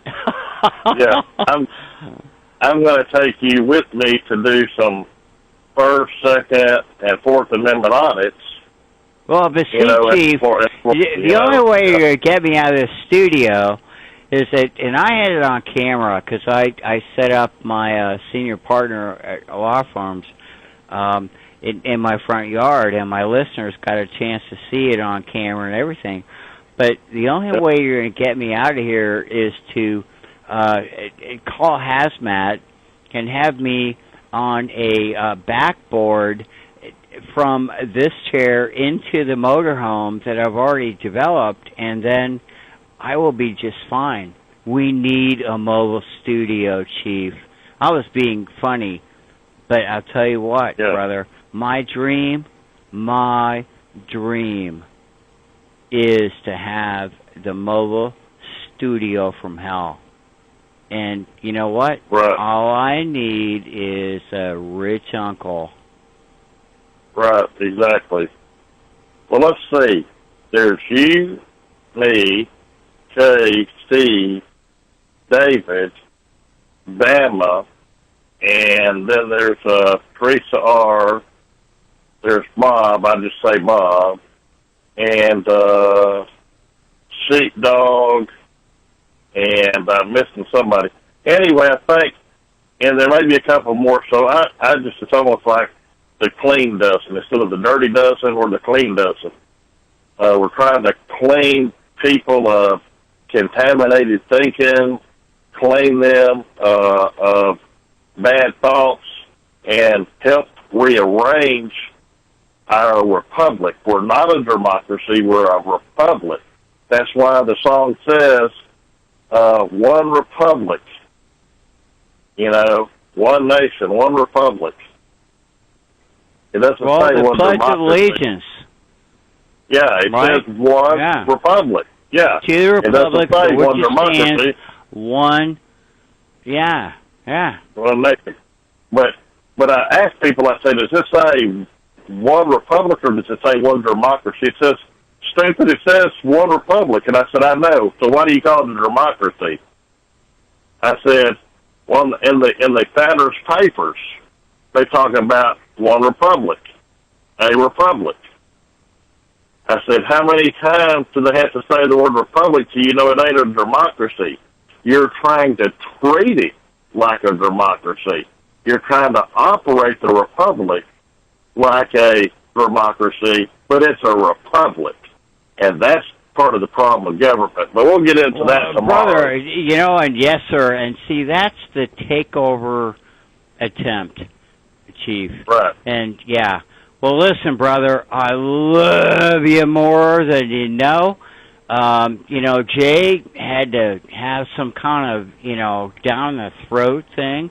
So that was kind of bad. But, well, I'll tell you what, Chief, let's make this part one. I will upload this to my channel. I'll let you know. Sure. And let's do a part two tomorrow or whenever you can, okay? Okay, it sounds great. And I want to tell you, I love you, brother. I love the listeners.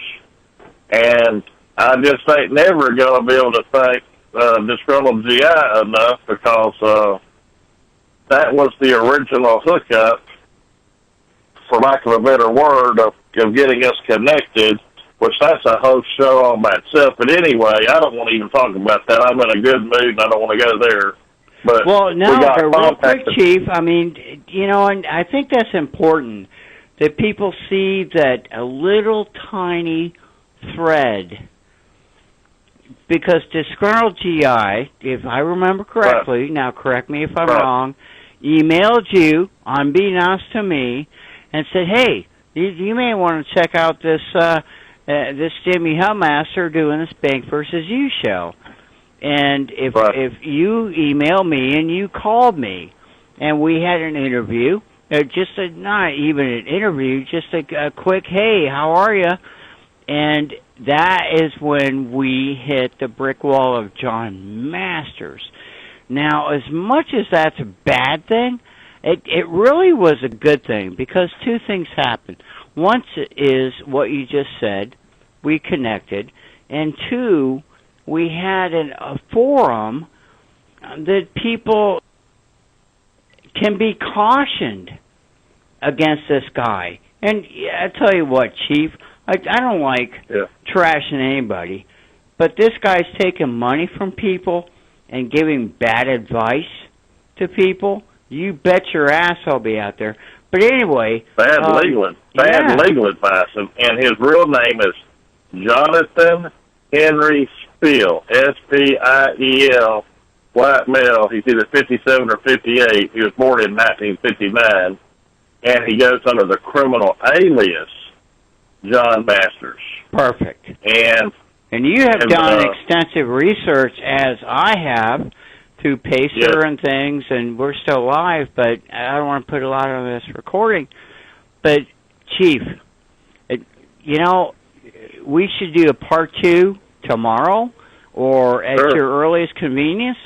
And when we bid each other good night, I will be uploading this to my Bank versus You channel. I will give you notification.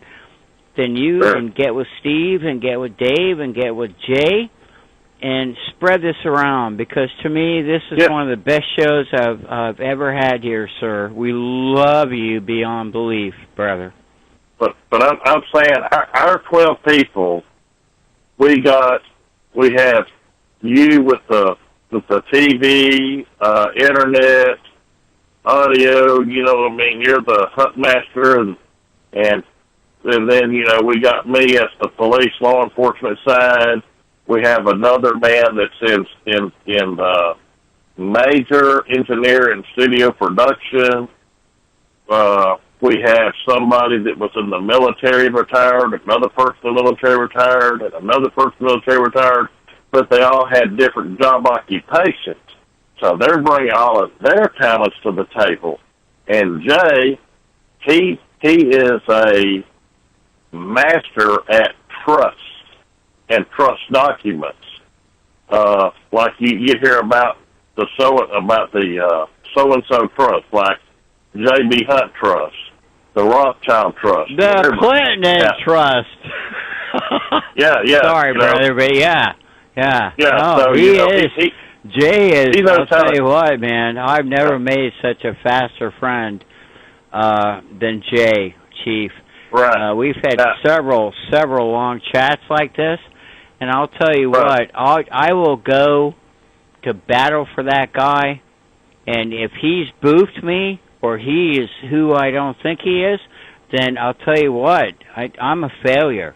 Jay is a good man, as Chief. Yeah. Absolutely. Well, see, here's what happened. That Jonathan Henry Spiel, alias John Masters, because I believed in good faith that he was showing bad cops doing bad things, and I actually told him, send me an email. So we contacted by email and then by phone, and I said, if you're seriously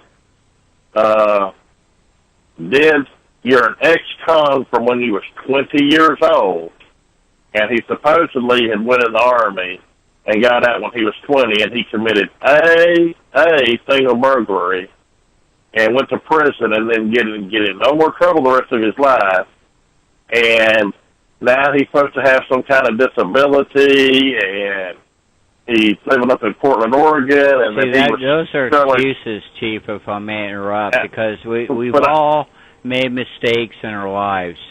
We all have. Right. I have. Right. But Right, but what I'm trying to get to is he was saying that he was living in Portland, Oregon, and he was outing bad cops. And I said, if that's truly what you're doing is outing bad cops, I can tell you how people are mistrained in the academy. I can tell you how people become bad cops and how they hire bad cops, and I can help with that if you would like that. And he said, yeah, and then he agreed to... But those were the seeds in the garden that you thought were going to grow. And, yeah. Right. And you know what? Unfortunately, those seeds not only failed, but they were toxically exterminated, but God blew the pollen from those seeds into this garden. Does that make sense? Oh, yeah. What I want to say is that I, a man of honor, had agreed that I would get his okay if I ventured off and did things, because I was making a gentleman's agreement that he was going to pay for my commentaries and pay for my labors, and he was going to actually give them to my church. So that you had to say that for you to come on the show early on. So in other words, my God. Yeah. So I was saying, by abiding by my gentleman's agreement, that he was going to be paying my church, giving money to my church that I would have normally but he had hasn't his sent income. you a But dime, has he, Chief? And in the grand finale fireworks there, I'm going to just, break protocol. He never sent you a dime, sir, right? No. No shit, huh? No. All right, go ahead. No. But I am saying that he messaged you that I was MIA when we was going to come on the radio show, when I had just told him like 44 minutes before time that I'd be on there. He kept telling me, well, if you're busy, I can handle it. Well, what he wanted to do, he wanted to get money out of you for him. He wanted to get exposure from you for his YouTube and exposure from you for his website. And he's directing everybody. Let me interrupt because, again, people need to know, and actually my listeners know, and anyone that's going to listen to this recording, which will be uploaded as soon as we complete, he sent me an email that said, Chief is MIA, I can handle it. And I didn't... First of all, Disgruntled GI, which is one of my prime listeners, is who emailed you.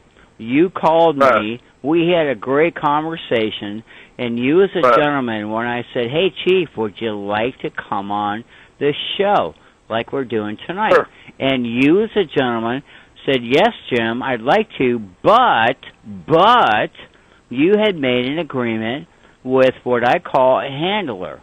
Now, okay, I encounter that a lot, but to fast forward, I didn't get the email that said Chief is MIA, and it's all out there now, or I would have called the show off, and he said, I can handle it, and Chief, I'm going to say this as Jimmy Hutmaster.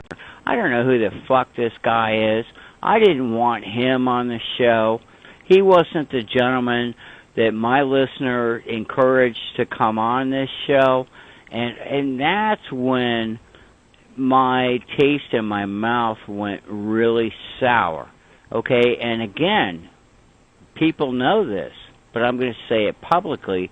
If I would have seen that email, which I did not prior to you and I going live, I would have called the show. I would have scrubbed it.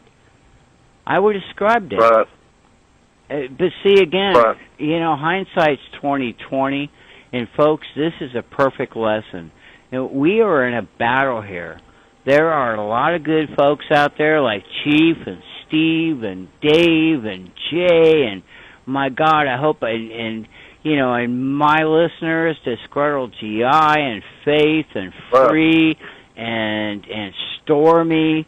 I hope I'm not forgetting anyone, but But see, what I want people to know is that he, during this time, when he had me fooled because he's a con man, if he cons me and I'm pretty good, he'd only had one little jigger with life, and you have exposed that this guy's a professional. That he's and my third, I got a couple degrees, and my minor was in Dr. Phil, which is psychology. And when I saw the guy with a prison window behind him doing his videos, and then listening to your thing, this guy, what did you call it? Institutionalized? Yeah, to where he doesn't know? Go ahead, sir. Go ahead. Yeah, I mean, I during my police career, I probably got 5 or 6 years working in city and county jails as dual employment. Like, I'd work in the police department, but I'd work part-time at the city, county, or state, or I'd be working full-time at one of them jobs and do my law enforcement part-time, depending, at different times in my career. I think I got about 5 years. So I dealt with a lot of convicts and inmates. Well, according to the way it is in the institution, he would be considered an inmate, not a convict. Convicts were people that said, "Look, I went out and did the crime. I'm gonna have to be a man and pay the time. I'm going to do my time right. I'm going to do it just. I'm going to get out. I'm going to clean up my act and go on about my business." So they're a one-timer, and they're a convict. So he says ex-con, but in the system, he'd be an inmate. Inmates are people that roll in the door, roll out the door, roll in the door, roll out the door. So as best as I can tell, from North Carolina, Florida, Texas, Missouri, Nevada, Arizona, Washington State, and Oregon, he's been in jail or prison. The last time he just got out in September of 2015, which was just barely before he started his YouTube channel, and I found out that at that particular institution he was at, I know people down there, that he was learning from other inmates how to get a YouTube channel going and how to make money off of it and how to build it up. And so he was using his con man skills that he's learned in prisons and jails across the country. But it turns out he was also hooked on dope real bad, which is why, a lot of his teeth are gone. I ain't talking bad about people with problems with their teeth. I don't have a full set of teeth, but it ain't got nothing to do with drugs, but he got on drugs real bad. And that's why his teeth is messed up and his skin. Well, I was going to say, brother, teeth are one thing, but and again, I'm just being observant. This guy, if you look at his face, and I took it in because I've got some pretty serious editing software, and I blew it up and looked at this man in the eye as if I was sitting there, Chief. This man has no soul. His skin, his face is obvious and he is our age. I mean, you and I are plus or minus 4 or 5 years, and this guy actually is younger, I think, in my research than me. Well, I'm saying, see, I'll put it to you this way. I actually had somebody that I know that's pretty good at figuring out people's ages, right? And they usually don't miss by nothing or a year or two. I said, "How do you think this guy is?" And I bet they said late 60s, early 70s, eh? No, he said 72. Yeah. I said he's 58. Yeah.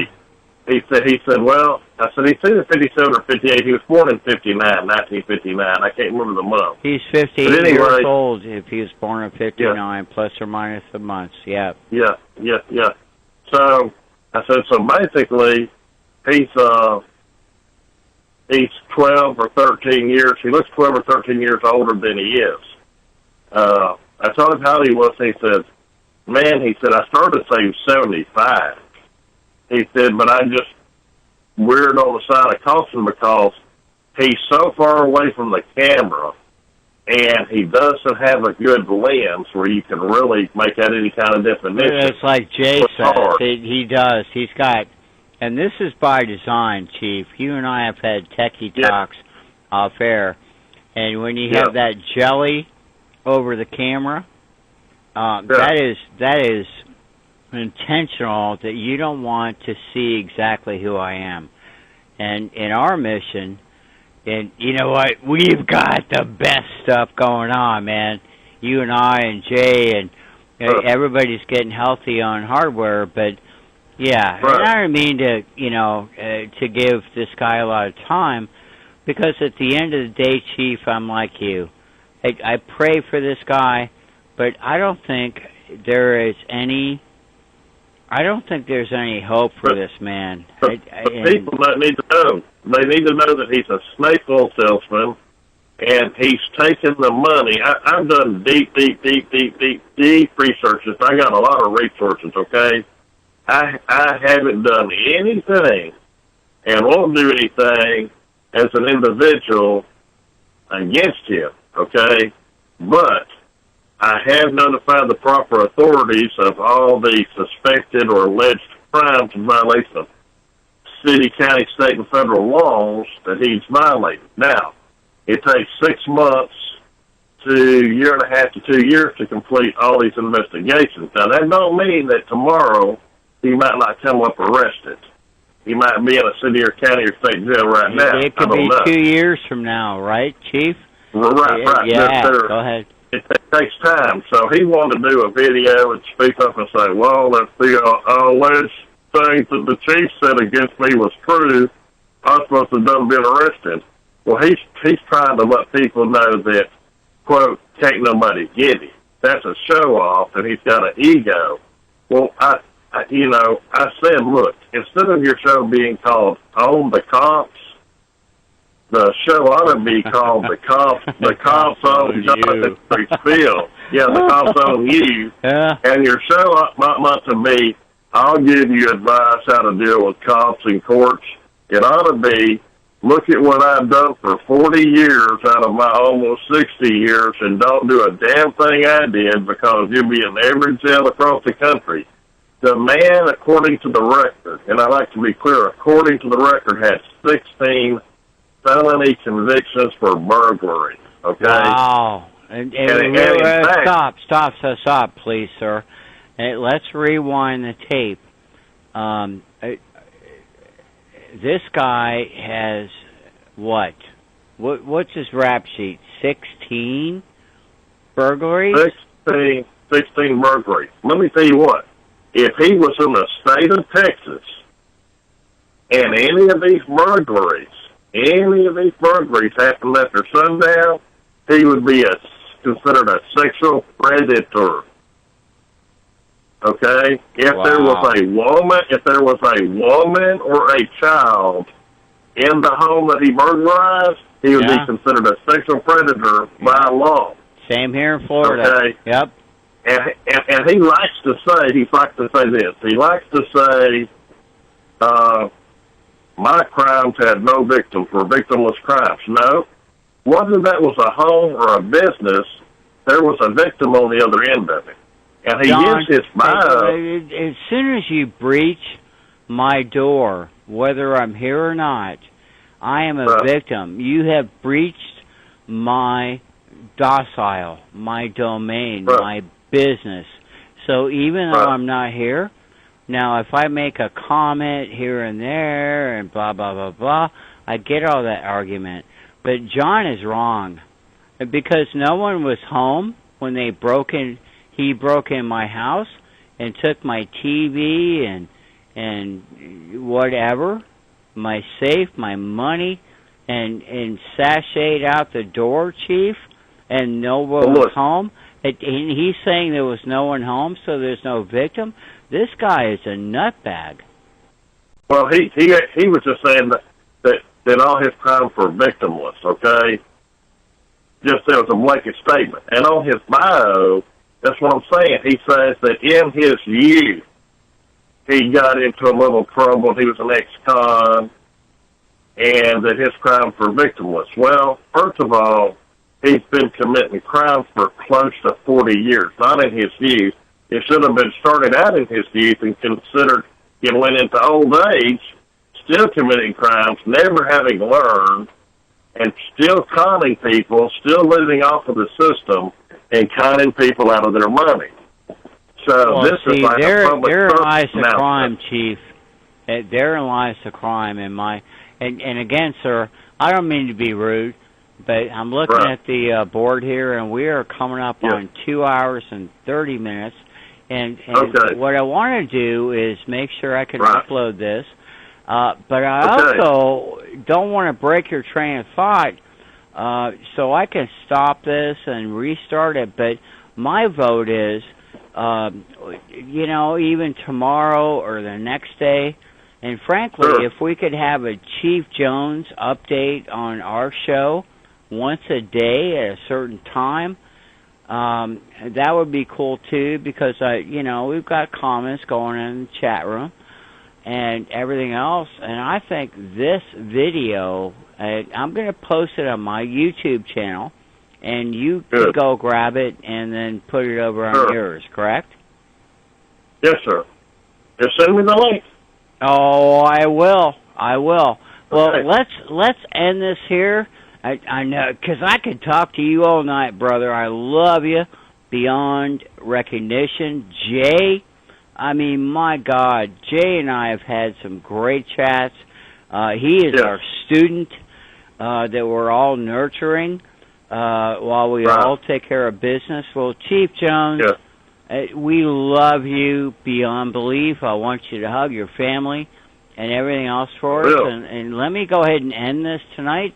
And then give me a shout tomorrow and say, hey, Jim, I want to do part 2 to this tomorrow night or Wednesday, Thursday, Friday night. And you know what? I'm always here, brother. I just want to make sure that your audience knows that I love them, I respect them, I think they're outstanding people, and I'm glad y'all are here. I'm glad you're listening to me, and I'm glad to be a guest here. Well, May God bless all of you. You passed into family, Chief. You're no longer a guest. And I understand where you're going there, but I'll tell you, man, we are the men, and I listed them off, that are trying to just bring a better day to the people that we are in traffic with or whatever. But Chief Right. Jones, we love you big. And call me tomorrow and let's do part 2, okay? Absolutely. All right. God bless you, sir. We love you beyond belief. Yes, sir. You too. All right. Good night. You bet.